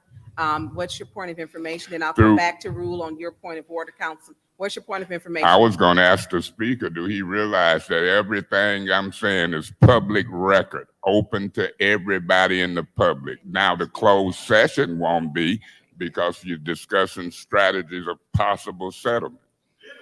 Okay, attorney. Yeah. My role, the city attorney's role in this discussion would only come into play in closed session. And we need closed session to discuss strategy. We're not taking a position on conversations that occurred before that. That's but we're correct. certainly not going to discuss strategy or litigation in open session. Madam Chair. Thank you. Each council person elected get 5 minutes. And I'm smart enough to know that if it's something on the agenda, closed session, Eric Mays versus the city of Flint, I'm smart enough to know that I can talk about public documents that's filed for everybody to pull, go read, and see. And those public documents are full of the allegations that this council majority did not follow the charter. The charter allows any person or council person or resident to file and petition the circuit court. Now, that's my first round of speaking, and it's in order 100%. And I'll wait for my second round. Councilman Mays, And I want us to stay germane. This is only a discussion whether to go into closed session That or is not. correct. And so we're On going, Eric Mays versus the city of Flint. yes, but that we're talking about the vote. To No, go it's in- really the city council. And I have the right to discuss it in 5-minute, 2-minute rounds, just like anybody else on this council. So Madam let's Chair, not be lawyers and don't know what we're talking about. Yes, I'd like to call the question. there's a call for the question. Point of Madam order. Chair. Point of second that. order. It has been seconded by by Councilwoman Morgan. What's your point of order? That we good. The call for the question, which is to. Madam Chair, may I be excused? Yes. Call for the question is for us to take the vote. We have to vote on call the question, then we vote on if that passes. You have to take the vote for the call for the question, and it has been seconded. Call for the question, Madam Clerk, roll call. Ms. Lewis, Yes. Mr. Murphy, Yes. Ms. Priestley. Yes. Ms. Burns, Yes. Ms. Hickenroder. Yes. Mr. Pfeiffer, Yes. Ms. Worthing. Yes. Say yes, 0 no on the call for the question. Okay, the call for the question. I'm sorry, 7. 7 yes. Just 1 second. 7, yes. It is 7 yes for the call for the question. And the call for the question is to go into executive session. So let's call for the vote now, correct? Yes. Madam Clerk? Okay. Mr. Murphy, Yes. Ms. Priestley, Yes. Ms. Burns, Yes. Ms. Hickenroder, Yes. Mr. Pfeiffer, Yes. Ms. Worthing, Yes. Ms. Lewis. Yes. Vote is 7 yes, 0 no to go into executive session. Okay, the vote is 7 yes, 0 no to go into executive session. It is 6:59. We are going into executive session. So.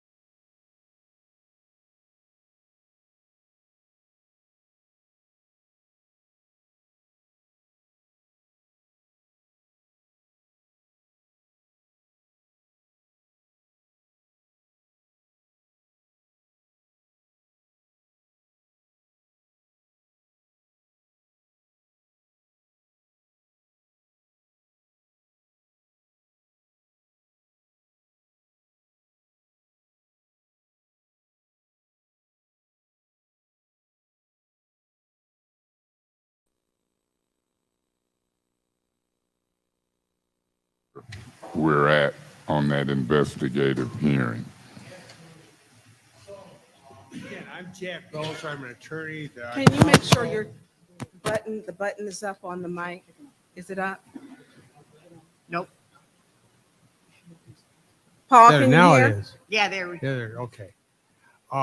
So I'm Jack Belzer. I'm an attorney. The council by the previous members, but nonetheless, the city council retained me to assist in doing an investigative hearing relative to the awarding of the trash contract. Since that time, we've had a number of witnesses brought before the council. We had a little disagreement with some of the attorneys representing some of the people we wanted to subpoena. We filed a matter in Genesee County Circuit Court. It was assigned to Judge Newblatt to enforce the subpoenas and get people to come in. Part of that was to have some rules and procedures, which the council adopted, and these other attorneys were in agreement with. Since that time, what's happened is Judge Newblatt, without any comment, but the case has now been dismissed without prejudice, meaning that we can still go back if need be to enforce any subpoenas. So at the present time, we've had Mike Brown, John Daly, Shelby Freyer, who really didn't testify, but she was here. We just didn't have a quorum to do anything. We had Mayor Neely, Lauren Riley. Paul, we got someone's microphone. You can hear that static real clear. Is it? It's not. There we. Thank you. Okay.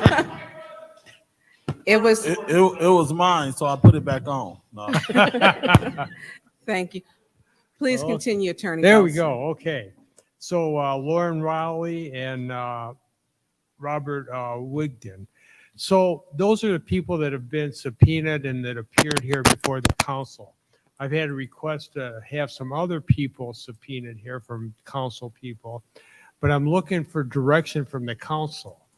What would you like me to do at this point? I mean, I'm glad to take direction. I need direction. I don't want to just go about whatever enters my head, because that's not how this is supposed to work. Oh, okay. Yeah, Madam Chair. Councilman Mays. Yeah, the question is, will we have a quorum? What happened with Shelby Freyer? We had the subpoena. She had her attorney here. I'm understanding the attorney for Shelby Freyer now has been changed.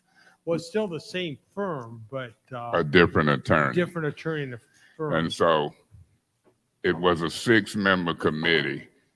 Mr. Murdoch came to a hearing, but he wasn't subpoenaed. The request was Mr. Murdoch, Shelby Freyer was a key player, and the other one. Did you have a note on that third person? Well, that was Freyer. Freyer. Brown, Daly, Freyer, Neely, Rowley, Wigden, Murdoch. And so that would complete the witnesses, and then we would go into deliberations on any recommendation of what we came. Well, and I skipped over Joyce McLean.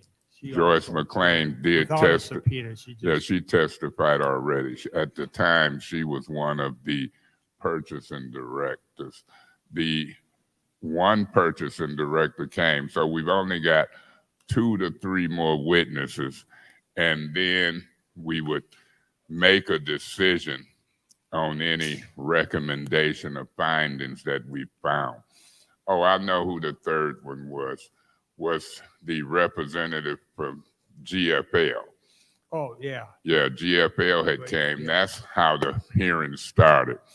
GFL said that they could start, I think it was October the 1st.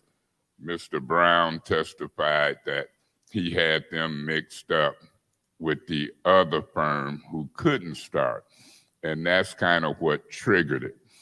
Once a company came to us and said on the record that, hey, we could start at a certain time, and then we had the administration admit on the record that they had them mixed up.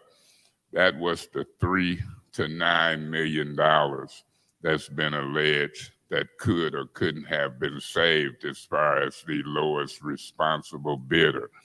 So with what's been invested in this case as it relates to the court proceedings, Attorney Belser's fees, other attorney fees, court costs, and we're at the last 2-3 witnesses, I would urge this council to finish this hearing, to, when the date is set, try to work and have a quorum, finish up those last 2 or 3 witnesses, and then get to the part where we make a finding and or a recommendation.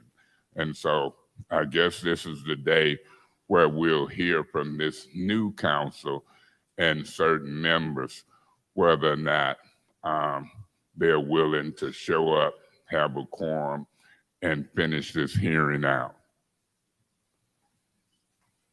Thank you, Councilman Mays. Are there any other council members who would like to speak? Madam Chair, Councilwoman Herkenrode, you have the floor. I'd like to make a motion to end any and all investigation or legal services regarding this investigative hearing for garbage contract. Madam Chair.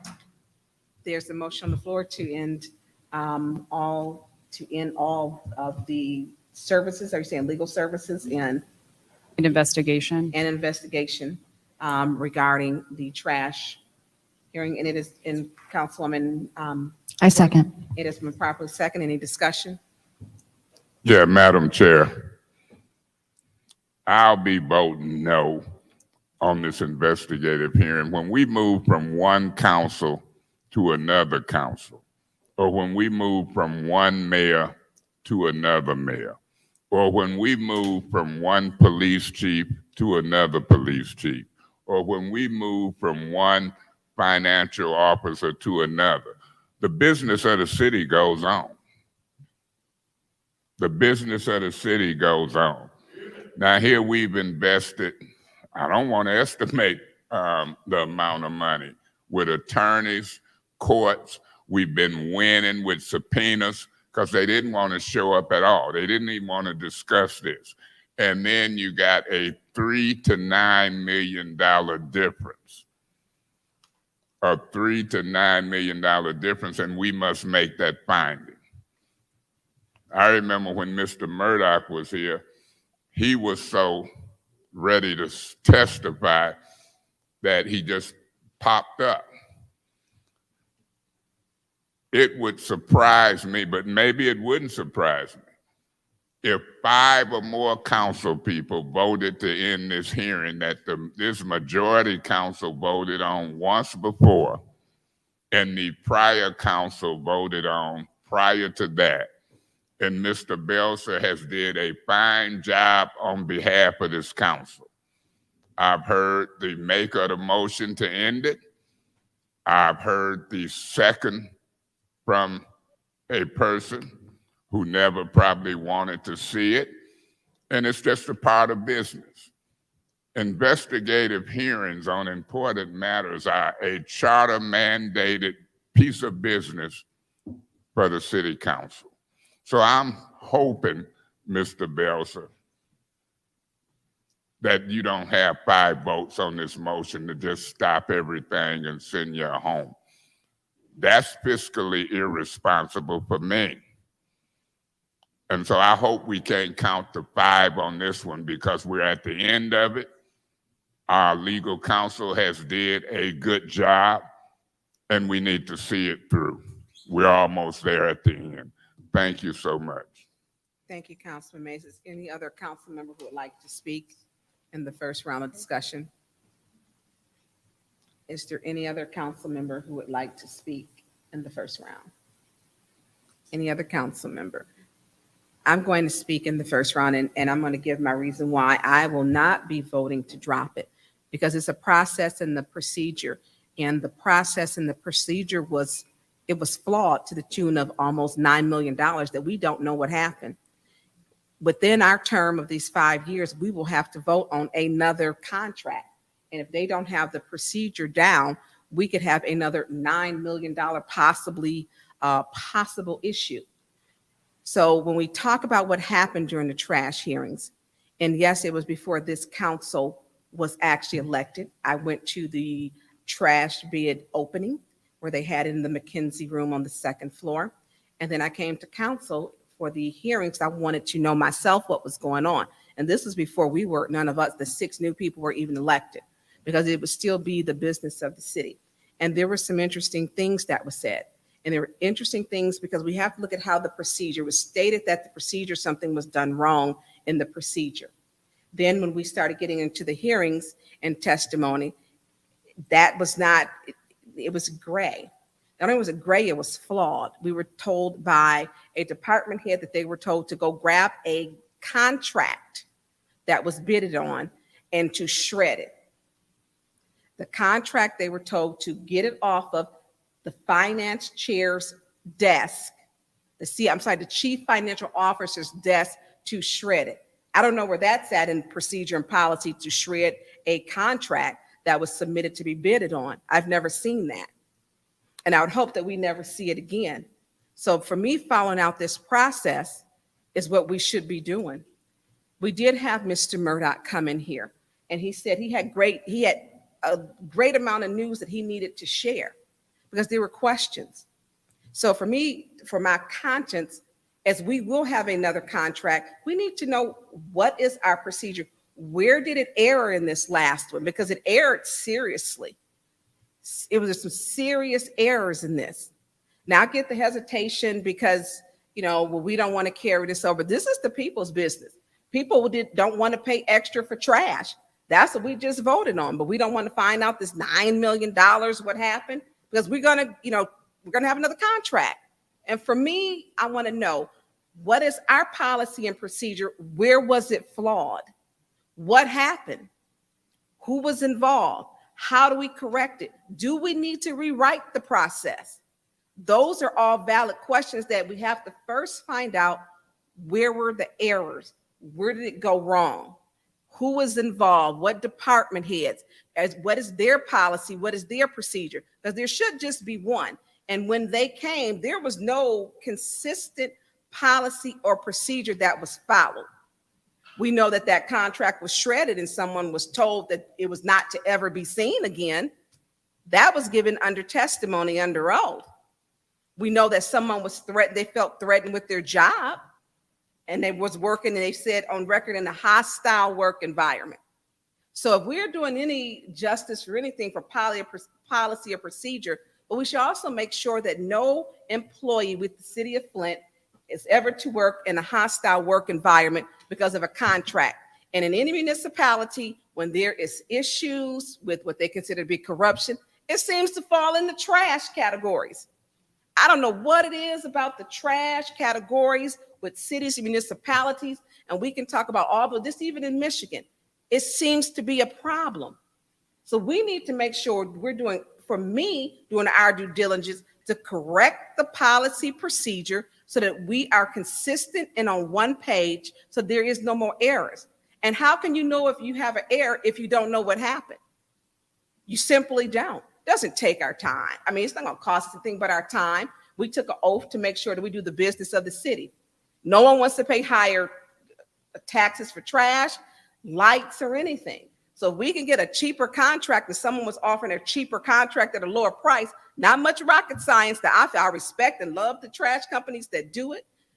But you put the trash to the curb, your trash, your recyclable, your compost.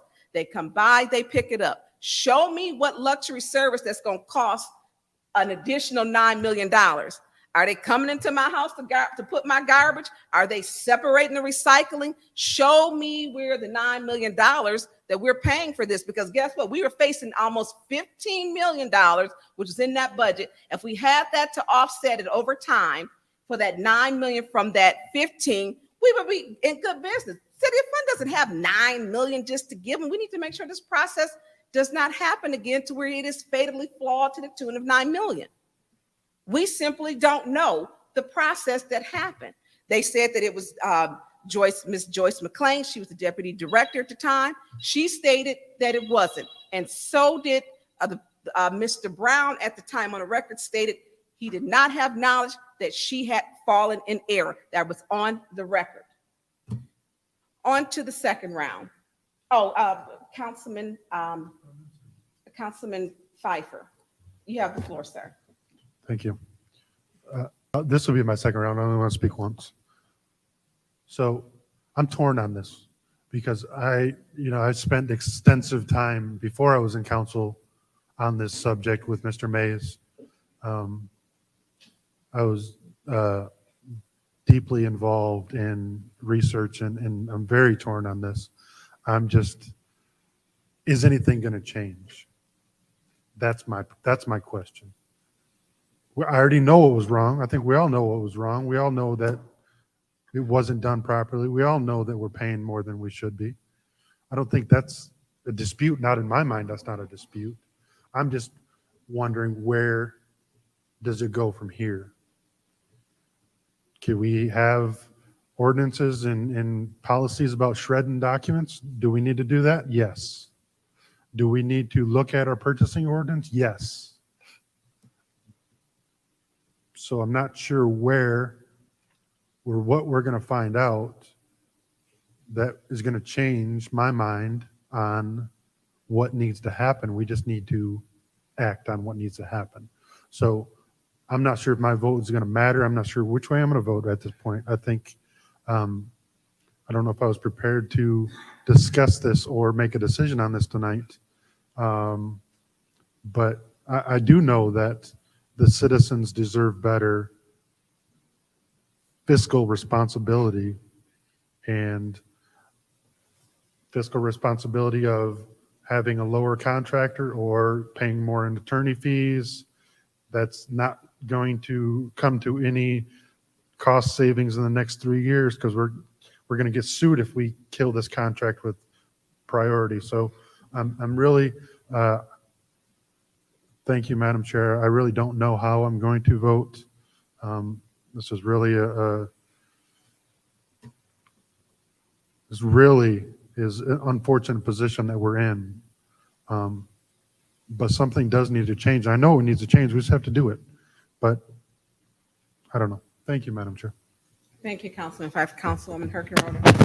I echo the sentiments of my colleague in the 8th Ward. I think that it's very clear that any of us who have watched these hearings that have gone on, but prior to us being elected, that there was clearly something we need to update and change the language. That's on us. We need to make sure that we do that. I am not comfortable spending over $25,000 in legal fees to talk about that. We already know that we need to change that. I don't feel comfortable spending probably over $25,000 in legal fees at this point to change nothing. This is simply a fact-finding a fact-finding hearing. Nothing's going to change at the end of this. The reason why I made the motion today was because when Mr. Belser, Attorney Belser, said that he's looking for guidance from us as a council, it is up to us to act, and to act in a fiscally responsible manner. That's why I made that motion, because if we are to be fiscally responsible, we all know what our budget looks like for next year. We just did this on Monday. Then that means that we need to take a hold of our responsibility and do something about it. I will be voting yes to end this investigative hearing. And I hope my colleagues will do the same. Thank you, Councilwoman Herkenroder. Councilwoman Priestley. I'm going to vote no to end this investigation for two reasons. One, Ms.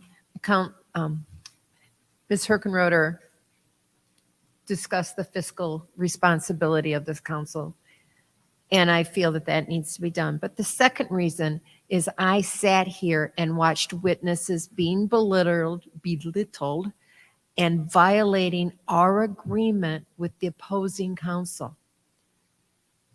And I won't sit for that, and I won't do that anymore. So I will be voting yes to end this investigation. Madam Chair. Councilman Mays. Yeah, this is the second round.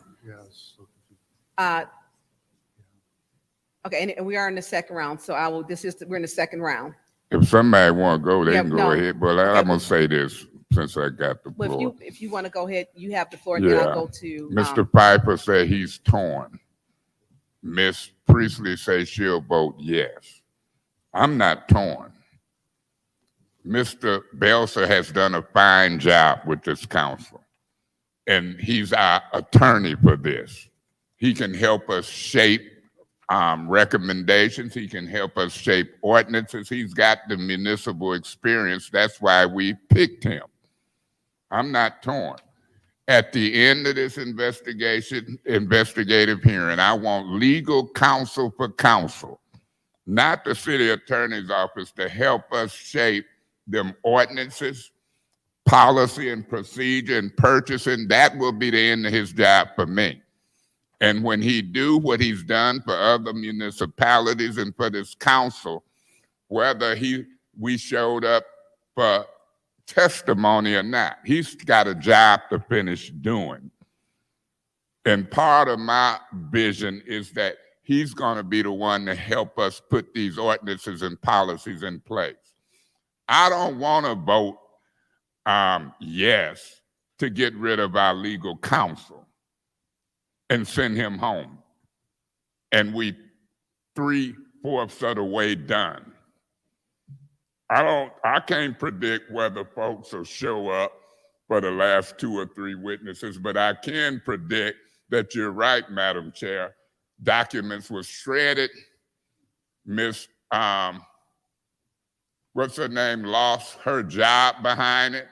The purchasing director, Mr. Brown, who's sitting here now, testified, he's in the building now, testified that he felt threatened for his job. This was a serious matter. And I'm proud of the work that Mr. Belser has done thus far.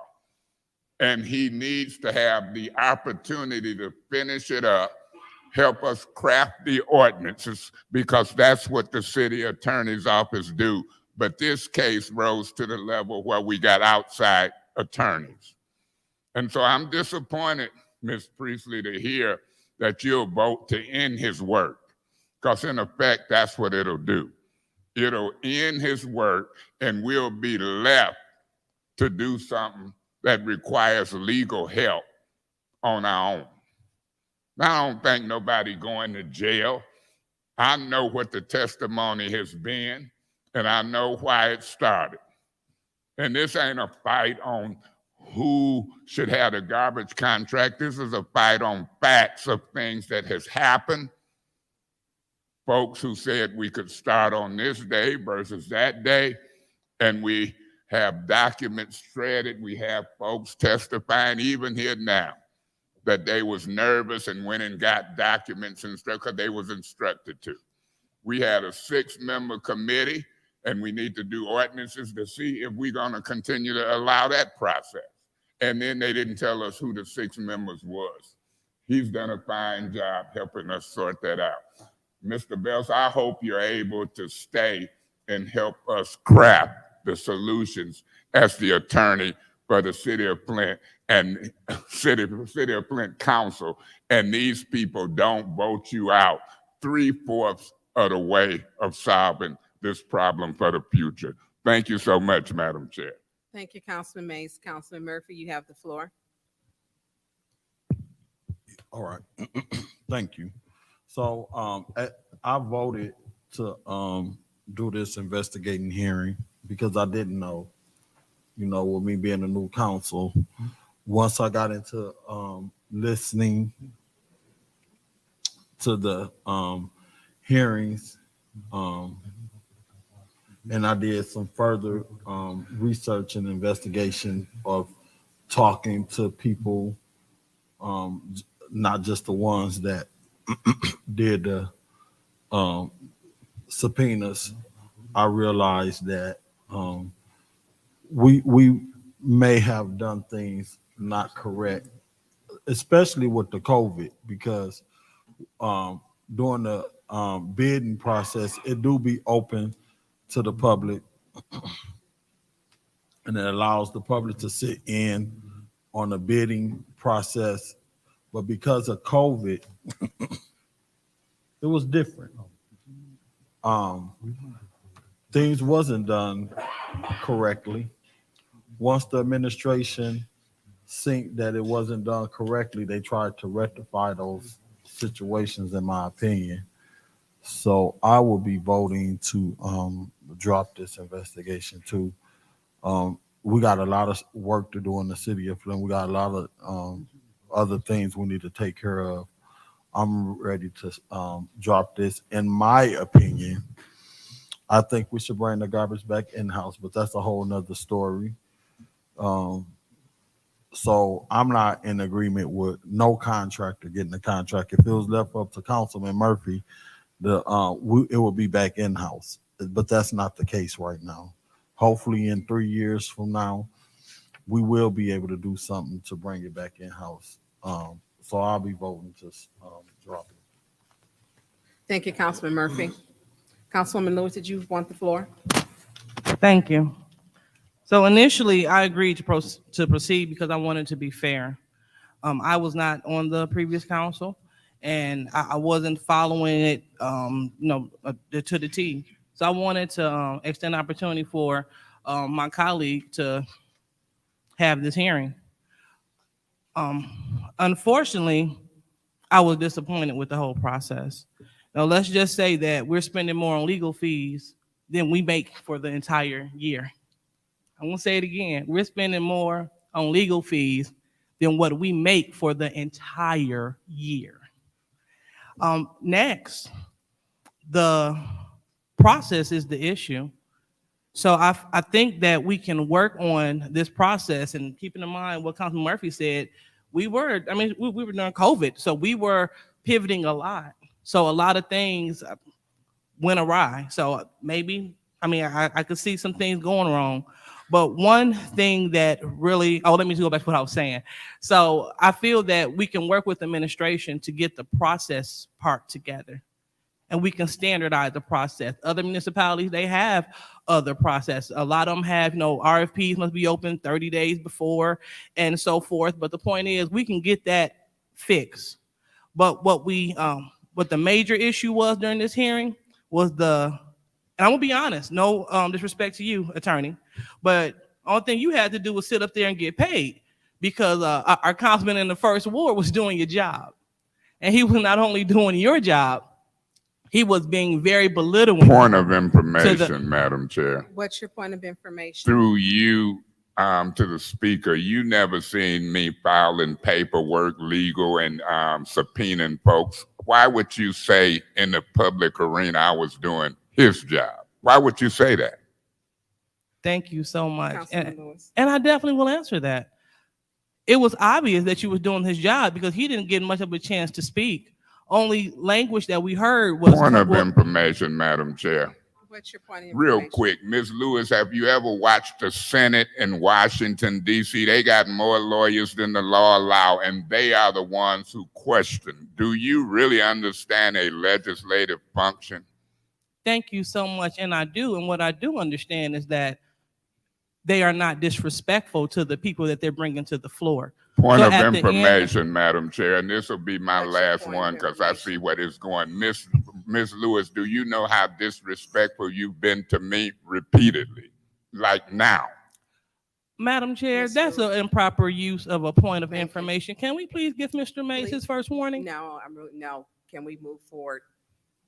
Okay, so just want that to be stated on record. So in any event, I was not satisfied with the level of disrespect going back and forth between council and the administration. It was getting us nowhere.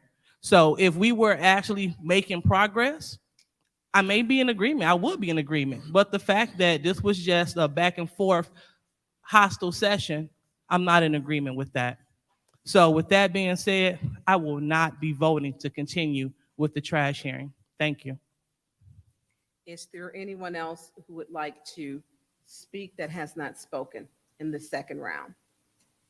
Is there anyone else who would like to speak that has not spoken in the second round? Well, I'll be the last one to speak in the second round. Mr. Belzer, I think you did a great job, and you've been doing a great job, and you've been transparent. I don't know how many of my colleagues have emailed you or interacted with you or asked for information, because I did. I did do that. And how can we correct a process when we don't know the process? We don't know. We don't know where the process went wrong. So how do you write something to correct it when you don't know? That is befuddling to me. And I don't think, for me, when I look at municipalities and trash, we have to make sure we streamline it. We don't even know how it's been done wrong to even know how it should look to be done right. That to me is an issue. When we talk about people who gave testimony, the purchasing director, she had been working for over 25 years. And in her 25 years that she has been working, she stated she actually quit abruptly because there was issues, because it would compromise her integrity. So 25 plus years of experience where a person just said, you know what, I'm not going to compromise my integrity. And she quit. Her and her husband came here. That was a department head. We had another department head who stated he felt for his job. He shredded a document, and no other municipality can you shred a document that's just gone, that nobody knows. So when it comes to doing business in Flint, if people are allowed, department heads, to shred documents, who they stated they were instructed by the administration and then felt threatened in a hostile work environment, I take those things very seriously. Point of information, Madam Chair. What's your point of information? Maybe some folks here on this council want to cover it up. Well, thank you. And I also want to say this. We talk about witnesses. What's your point of what? Information or order? Yeah, that's the improper point of information. Okay, thank you. He need to be given his first warning. I'm going to rule on that no, because it was relevant to what I was stating. Mr. Belzer, I'm gonna finish, and I'm going to finish.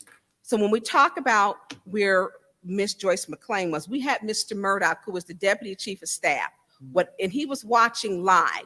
He came to this meeting, sat in the back, and was so disturbed.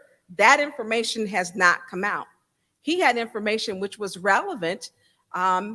He wanted to know, he was the last person to show up for the meeting. He was asked to watch over the meeting because there was monies that he was told to watch someone else.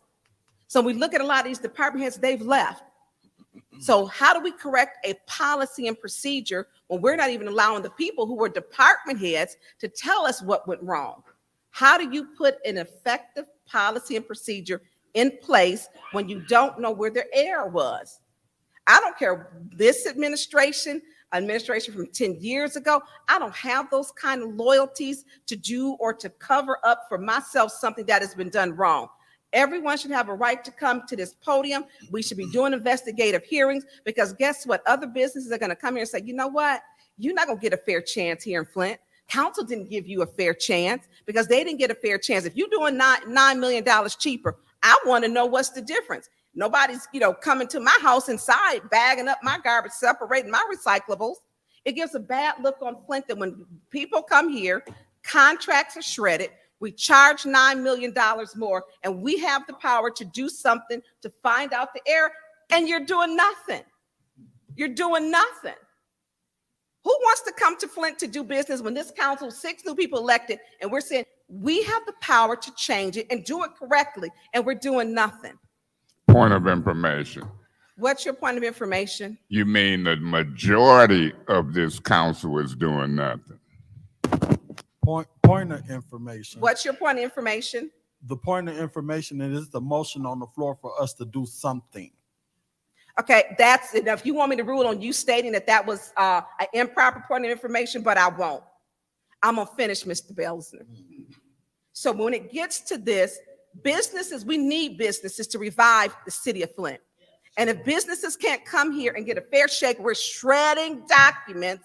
We got the deputy chief of staff so irritated that he came here, Mr. Murdoch, to speak, and we aren't willing to find out how do we correct this? Then that to me is a problem. I want to know what he had to say. I want to know.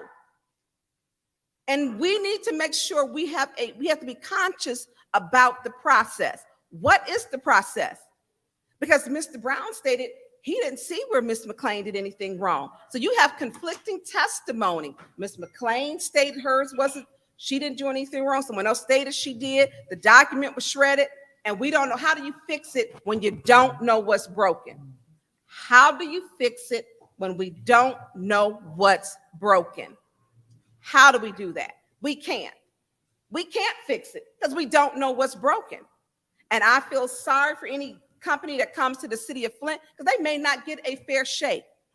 If that was my $9 million contract, I would expect the council to at least find out what happened, because we will be bidding on another contract again. And when that contract comes up, we need to make sure it is a fair and clean process. Point of information. What is your point of information? Madam Chair, it ain't just that one contract. We do many contracts, don't we? Yes, we do. Thank you for that point of information. So for me, it is important when businesses come, I don't care what it is throughout the city, that we are making sure that our system is not flawed. We can't just auto correct it and not know what has happened. And that to me is doing a disservice for the residents and the voters, because they voted us to do something different. And we are right now counting the votes. We're not doing nothing different. And that's not what we were elected for. That's the end of the second round. It is now time for the vote to end the length or to end the process of legal services for the trash investigative hearings. Madam Clerk, roll call.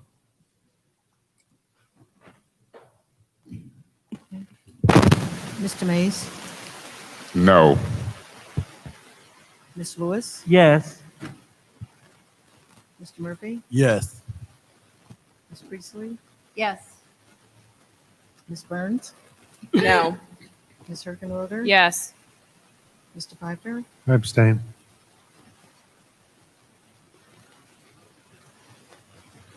Ms. Worthing, Yes.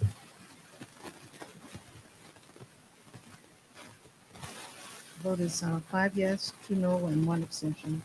The vote is 5 yes, 2 no, and 1 abstention. 2 no, and 1 abstention. Madam Chair, Mr. Belzer, I apologize. I apologize to the residents and the businesses who come to the city of Flint. Thank you. and Madam Chair, Councilman Mays. that's what I wanted to say. I wanted to thank Attorney Belzer for his service.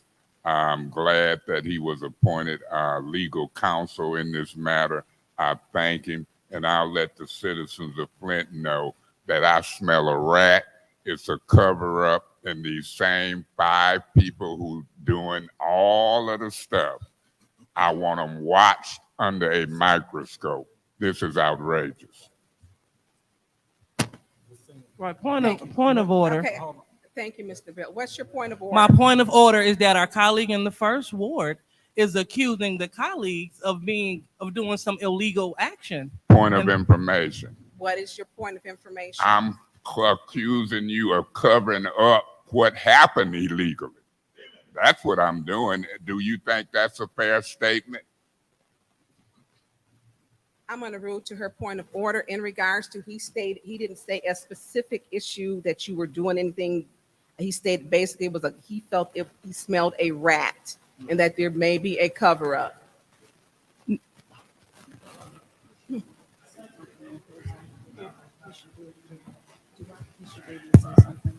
Mr. Belzer? Thank you, Hold on. Mr. Belzer. Mr. Belzer? Madam, Hold on. Could you hang on just a second?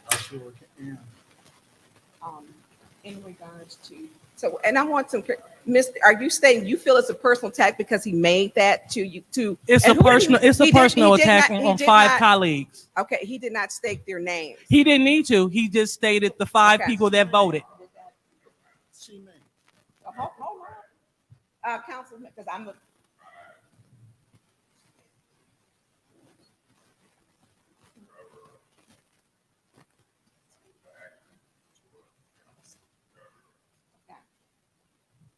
Thank you.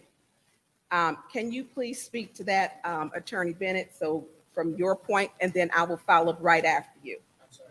In regards to the statement of he smells a rat and there may be a cover up. Point of information.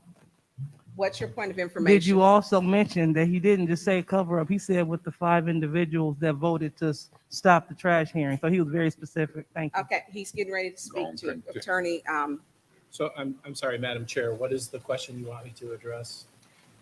She would like to, or Councilman Murphy, you stated that it's a very general statement.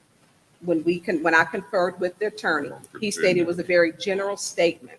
Yeah, it's, in my opinion, it's a general statement. I did not hear a specific allegation of a specific crime. So I don't know, from my perspective, whether that's something that could be dealt with at a later date would be up to the individuals if they wanted to pursue something. Thank you. So it is my ruling that because it was vague, that I will not give him a warning. Let me finish with you, Attorney Belser. Would you like to speak? Say it in the mic, Attorney Bell. Yeah, could you speak to the mic? I would just like to thank the council for this opportunity to represent you. And if anybody has any questions, feel free to call me. Point of Thank you for information. your, Councilman Mays, what's your point Are of you information? gonna continue to bill us? No, if you call me, I'm not going to do it. No. Hey, if them no votes call you, would you bill them? That's a proper point of information. Would you bill them?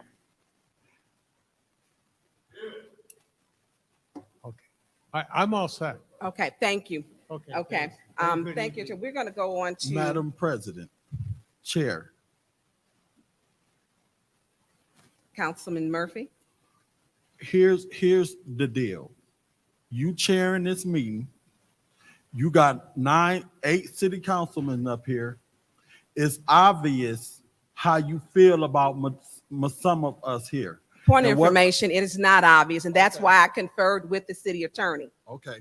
Period. What I'm asking you to do is, as the chairperson, I want you to be fair with all of us. And if you don't be fair with us, I'm gonna call you out of order because you allowing this man to make interpretations. Point of order. I referred to the city attorney, which he gave you a legal opinion, not my personal opinion.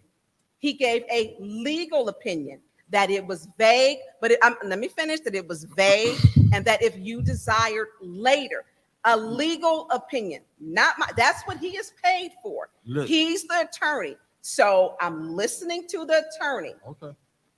That was his opinion. So while you were talking, and you had already stated, Woman Lewis, her point of order, I was talking and conferring, and then I allowed him to put it on the record, which he gave you his legal opinion. That wasn't my opinion.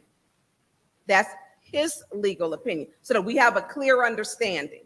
Councilman. Because when it goes back, I have to make sure that it is correct. And then everything that goes from the council, that's why we have representation from the legal department. Councilman Burns. It's Councilwoman Burns. Councilwoman Burns. And all due respect, all I'm asking you as the chairperson is to be fair with us. And when you hear people calling us out and mistreating us, I'm asking you to rule on them. And that's all I'm asking you to do. Okay, And Point of Murphy, information. what is your point of information? Through you to Mr. Murphy, when you mistreat these residents and in my opinion, maybe help cover some up, do you want me to be fair with you? Madam Chair, I implore you to please remind the council and for all of our fellow council members to please remember our decorum as we continue to move forward throughout this meeting. Point of order. What's Mr. your point Murphy of had the floor. Did she do a privilege motion? She did not say point of So information. she's out of order. Mr. Murphy had the floor. And I'm not going to Then you call. ain't gotta warn her, And I'm but not, you don't know. thank you. I'm not going to warn Councilwoman she's out of Herkenroder. I want to finish. Was that you, Mr. Pfeiffer? Yeah, Madam Chair. Mr. Pfeiffer, Councilman Pfeiffer? I'd like to make a motion for a master resolution to be sent to council Thank you. There is a motion on the floor for. with any separations. There's a motion on the floor for a master resolution without any separations. Is there a second? Madam Chair, Councilwoman Worthing has been so properly second. a second. It is second. Point of order, Madam Chair. What's your point of order? Can you order that without objections in a committee meeting? No. Yes, you can. Yes, you can, Janelle. It's That's not true. worth it. She can order all of them to council without objection. Point of order. It's a committee meeting. Y'all need to stay out of it. Point of order. Hold on, I want to, what's your point of order? I did just want to clarify that the motion is with any separations. With any separation. Yes. So, and then also for clarity, Janelle, you stated, can you speak into, council, or Madam Clerk, can you? I'll let Janelle, can you? Because people couldn't hear because you didn't have a mic. So that we're making sure everyone is hearing everything. Yes, you have done that in the past, but technically you really should vote on anything in case it ever comes up and there's a question about who voted for what. It would really be best if you voted on it. Madam Chair. Councilman Mays. Okay, we has a motion been made and properly second. We have too many cooks in the soup. In a committee meeting, you can order without objections. And that's a speedy way to get stuff done. I don't mind motions and voting and time being consumed in a committee meeting. But I do understand what we can do based upon the law and the rules. They could all be ordered to council without objections.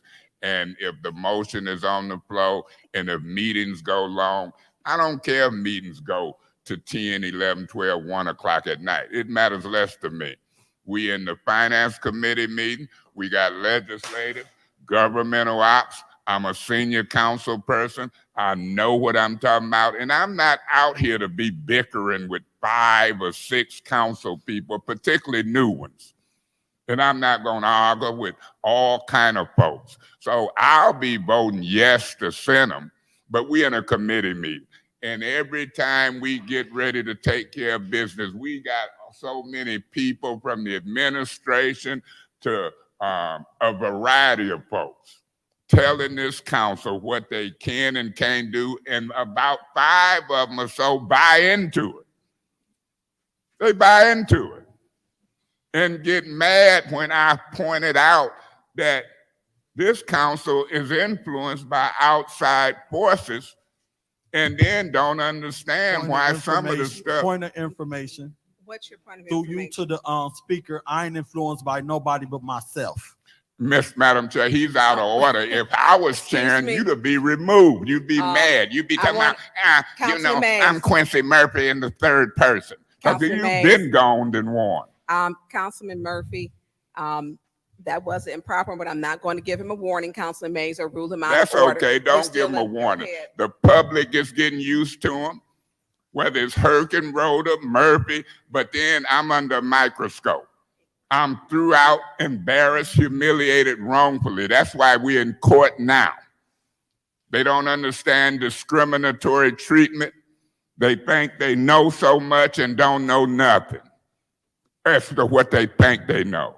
I'm in discussion on a motion that could have not happened, and it could have been where you go and move them without objections. I'm used to Ms. Worthing leaving every meeting repeatedly, ain't here, the worst attendance record. I'm used to folks not being here, Liddell, Lewis, and the rest of them, why we couldn't finish an investigative hearing. I'm gonna tell it. Point of order. What's your point of order?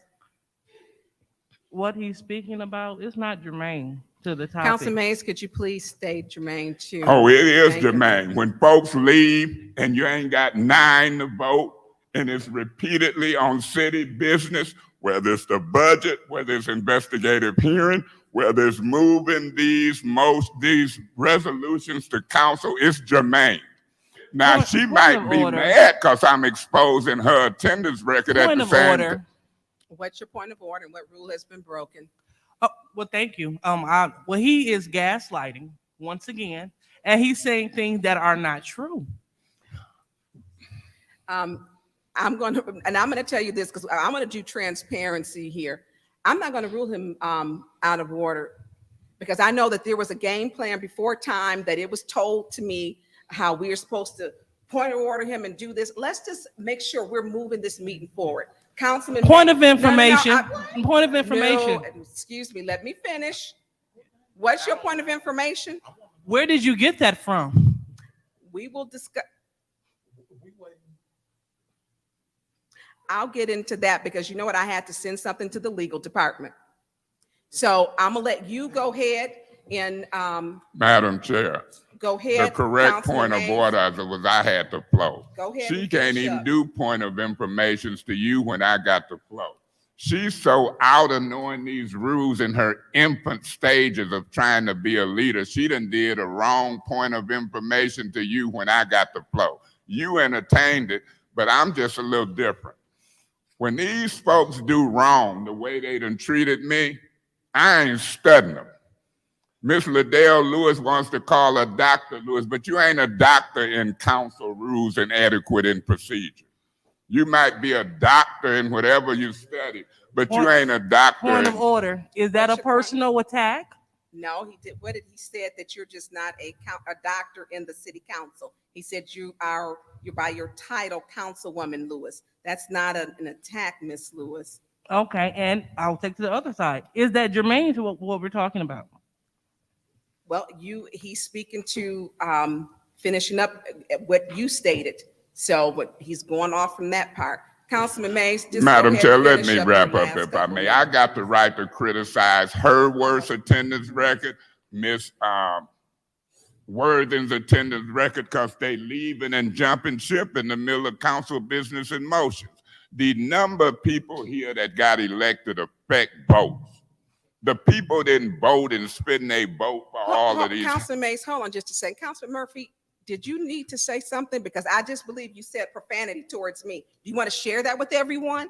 I was not talking in general No, to you, but if you want me I to say do. what I'm saying, I do. Point of told order. her I am not going to allow y'all to be sitting Point up of here order. talking Okay, stuff. excuse me. That's what I said. You said what? You heard what I said. No, I I'm not didn't. going to sit up here and allow y'all to be sitting up here would. talking stuff. And I'm not going to allow you to be hollering. And I'm going to give you, I'm going to give you Mr. Metcalf, a warning. you come take care of this foolishness. You have been Madam warned. Chair. Councilman Now Mays, do it please again and finish. you'll be gone. Please finish, Councilman Mays. Say what? Okay, Councilman Murphy, I just heard you. I ain't saying You did too. I heard did. you, and I'm looking right at you. I'm asking you to leave Get the him meeting, outta and here. I heard you. Officer Metcalf, I'm asking him to leave on his Look, own. I- But I I'm heard, getting up excuse outta me, here. and I need you to leave silently, please, because I heard everything that you said over there. You can just, well, no, I'm right here. Madam Chair, let me wrap up before that 5-minute bill goes. This crowd is a little much. A little much. You got one of them lying, talking about I called them MF and Bs. You got another one over here constantly been acting a fool, and it's been the same crowd. Now, they've tainted some council folks. We didn't start this year out for this nonsense. Just a bunch of nonsense. I'll be voting to move these resolutions to council, but it didn't take all that. Hold on, wait a minute, Councilman. Ain't nothing going on around me, is it? Yeah, it was, Oh, and was it? and that is not behavior. What happened? Yeah, you do not jump like you gonna jump on. We don't do that. We don't No, do because that. I self-defense we don't myself do and been that. and did something. That is no. You know, that's how I caught my first felony at age 28. Councilman Mays, I'm the type guy, you Councilman shoot Mays, me your in the time is head, up. Your I'll time- die, but Your you ain't time gonna play is up, with or me. I'm gonna have to excuse me. Okay, Thank because you. I'm full grown, and I don't play. Madam Chair, Councilwoman Priestley. I'd like to separate number 220207. Yeah, y'all keep rolling with that fool. Are there any more separations? Keep rolling with it. So are there any more separations? Walking up close by. So Look, yeah, I can see it. I know it's live. I'm live. I'm live. Point of All order, the way live. point of order, point of order. What's your point of order? Our colleague in the first ward is speaking out of turn. Madam Chair, point of What's your information. point of information? You can warn me. I'm all the way live when folks doing stuff. Warn me and move on. Council, thank you. You have your first warning. Thank you. Hold on just a second. So we are now on to the, we have one separation. Councilwoman Priestley would like to separate item number 220207. Settlement, the Dietrich Gilbert tree claim. Okay. Are there any more separations? Any more separations? Right, so now we're on to the master resolution. Yeah, I guess. There's only one separation, and we. Point of order, Madam Chair. What's your point of We'd order? be going to the second round. Let's go to the second round. Madam Chair. Madam Chair. If we're on the second round, I'm gonna say this. See, I don't like a lot of nonsense and discrimination. And Ms. Herkenroder is the master so far to me on discrimination. That's why I said, give me the first warning. Right.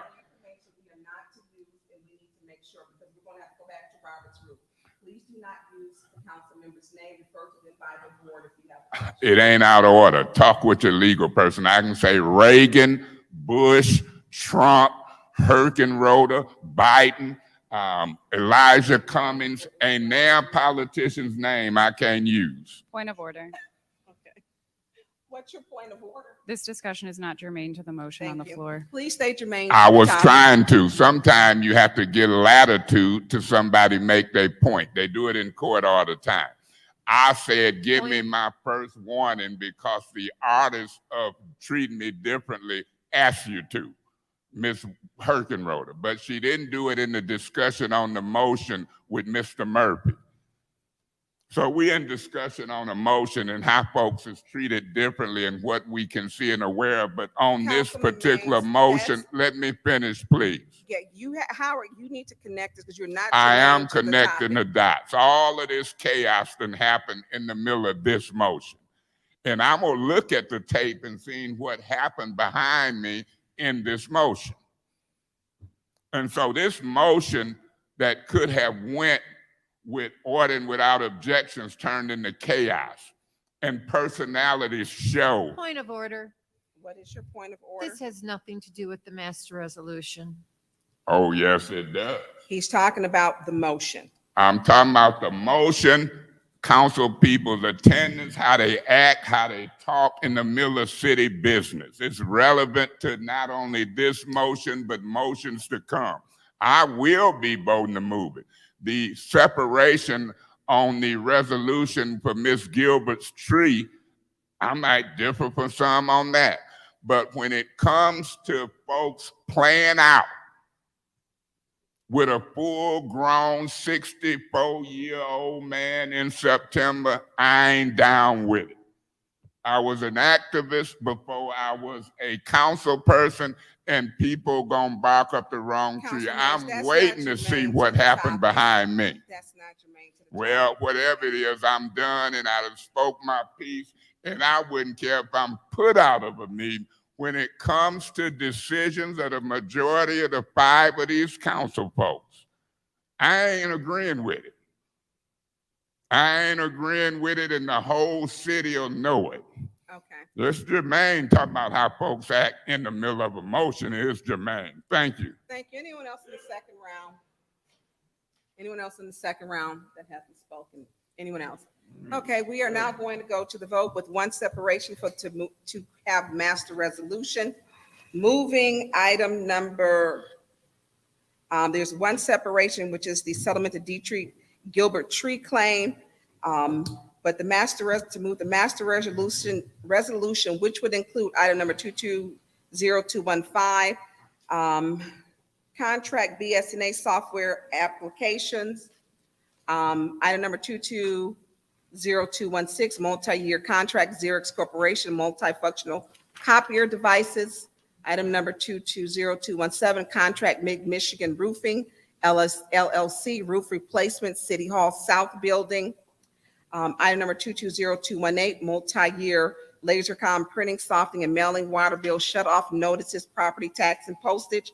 And item number 220219, contract William E. Walter Incorporated Industrial with HVAC Services. And item number 220220, contract with J.R. Heineman and Sons Incorporated Northwest Pump Station Rehabilitation, Water and Pollution Control.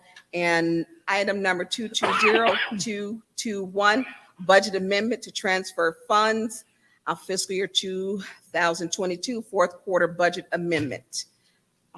Madam Clerk, roll call. The roll call will be on the latter On the numbers. ladder, to Right. move the master resolution to council. With one, and then we have the one separation of the the tree, 220. 207. 207. 207, thank you. Okay. Let's see here. Ms. Lewis, Yes. Ms. Priestley, Yes. Ms. Burns, Yes. Ms. Herkenroder, Yes. Mr. Pfeiffer, Yes.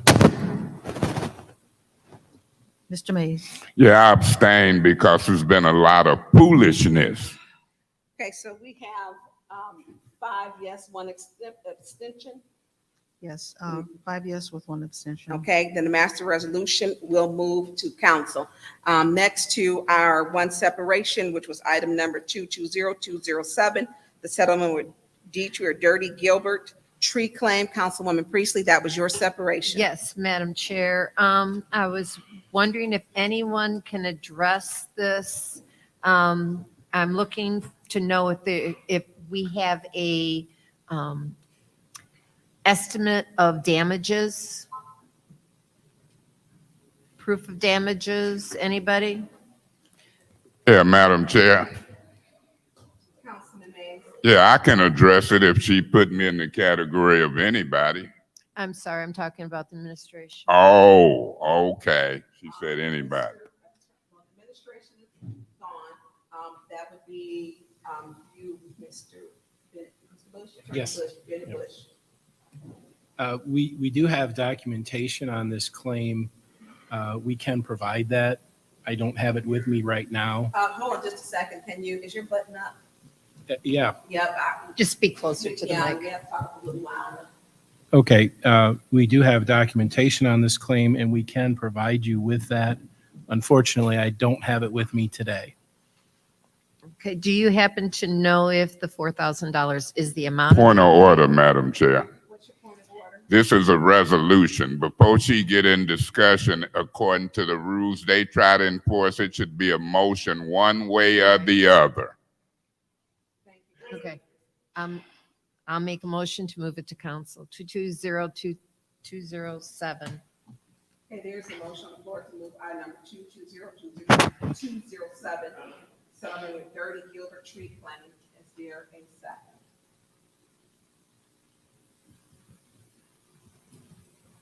Is there a second? Yeah, I'll second it. This motion was to move it to council. Yes. I'll second that motion. Okay, it's the second to move it to council. Any discussion? Okay, Madam Chair, if I may continue. Councilwoman Priestley, yeah. Thank you very much. So Attorney Bush, do you happen to know what the $4,000 amount is, what the documentation shows? Or? I don't have personal knowledge on that, but that would certainly be my belief that there's no reason to include any kind of damages other than the actual property damage. So my assumption is there's either an estimate or these are funds that have been expended for repairs. Okay, well, since we don't know for sure, I will be voting no. Thank you very much. Thank you. Thank you, Councilwoman Madam Priestley. Chair, Councilman Mays. Ms. Gilbert is in my ward, the first ward. And I wouldn't care who vote no. I care. But I'm gonna fight for the residents I represent to the end. A tree fell on somebody's house. I've been here 9 years. I done seen trees fall and tear up cars, houses, or whatever. This was sent back to committee, Attorney Bush, no part of yours. You knew, you just came on, but it was requested that the packet with estimates and her damage claim get to this council. Now, today is Wednesday. Council meeting ain't till Monday, and Ms. Priestley just let us know she haven't seen that information. And I don't want it held against Ms. Gilbert because we directed and asked the city attorney to bring that to committee. I mean, that's what was done on the record. That's why it's back in committee. So now you vote no to move it forward, and this happened in December. I'm gonna fight for the residents that I represent, and with the calls I get from across the city, I'm gonna fight not just for Ms. Gilbert and the residents in my ward. I can name right now a bunch of them I'm fighting for who ain't in my ward. But then guess what's gonna happen, Mr. Woodson? Oh, he's not germane. Yes, it is. Fighting for folks with trees falling on their house that the city owned, tearing them up, sitting, waiting for a remedy from December to June is germane. Other folks calling me because they can't get service from this city is germane. It's Jermaine, Tito, Jackie, Marlon, Janet, and Randy. It's all of the Jackson Five. People get on this council and learn words like germane, decorum, and they need to look in the mirror. So I hate to hear you say that as it relates to a damage claim from the resident that I represent, Ms. Priestley.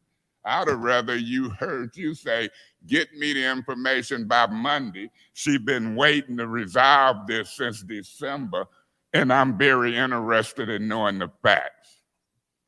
I'm not going to try to postpone it no longer. I'm the reason that it's here. I'm the reason it's on here. So once again, you can kill the messenger. Y'all ain't gotta like the sound of my voice. Y'all ain't gotta like when the Lord blessed me with a deep one. You ain't gotta like my hat. You ain't gotta like the way I look. But I know residents like the way I fight. I'm gonna stand up and fight for the residents of the city of Flint. And how dare y'all act like this y'all money and won't pay for trees falling on folks' houses and cars that the city is responsible, and then won't be smart enough to say, get me the information by Monday. Thank you, Madam Chair. I'll be voting yes to move it to council if I voted by myself. Councilman Pfeiffer, you have the floor, sir. Yeah, I'm not fully familiar with everything going on here, so I would like to make a substitute motion to send this to Special Affairs so that we can get the documentation. There's a substitute motion to send item number 220207 to Special Affairs. Is there a Madam second? Chair, I second that. Councilwoman Lewis, it has been properly second. It has been here we go. I told you not to do that. It has been properly second. Is there any discussion? Madam Chair, the other day your voice went out. You want me to lend you? The other day your voice went out. You want me to lend you a piece of my vocal cord? I know that ain't germane. I'll be voting yes to send it to Special Affairs, but you got to keep a sense of humor. I got too much voice, I guess. I can lend you some of my vocal cord if your voice go out. God bless you. Yeah, we're almost done up.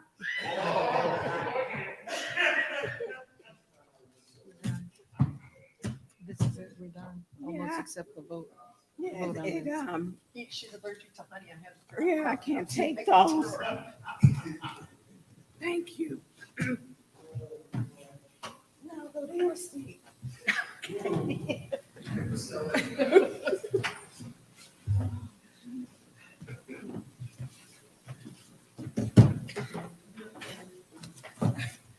Mr. Mays, was that your first round?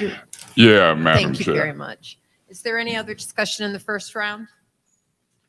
Any other discussion in the first round? Any other discussion in the first round? How about the second round? Any discussion? Yes, Ms. Madam Dr. Chair. Lewis. All right, so just want to be clear. So the attorney, you don't have any information about the case? None whatsoever.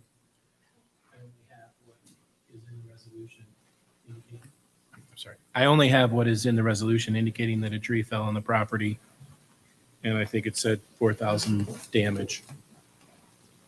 But I can get the information for you.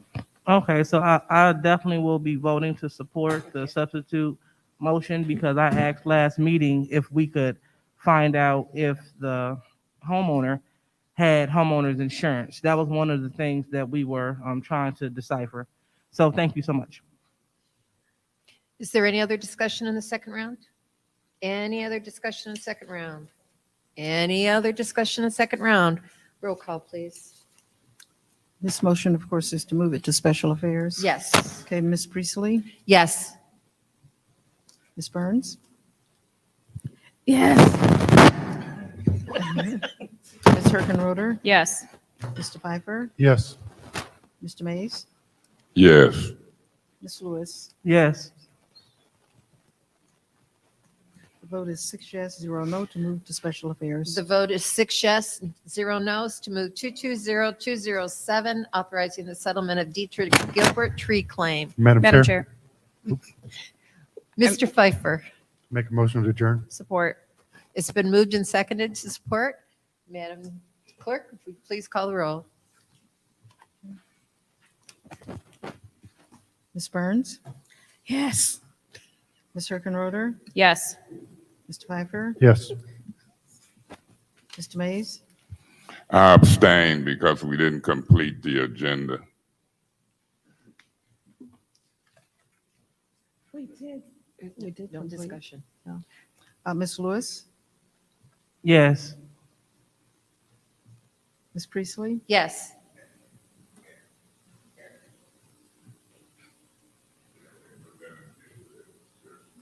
okay, I have 4 yes with 1 abstention. Did I miss anybody? 5 yes, okay. The vote is 5 yes. Okay. With one exception, this abstention. meeting is adjourned at 9:18.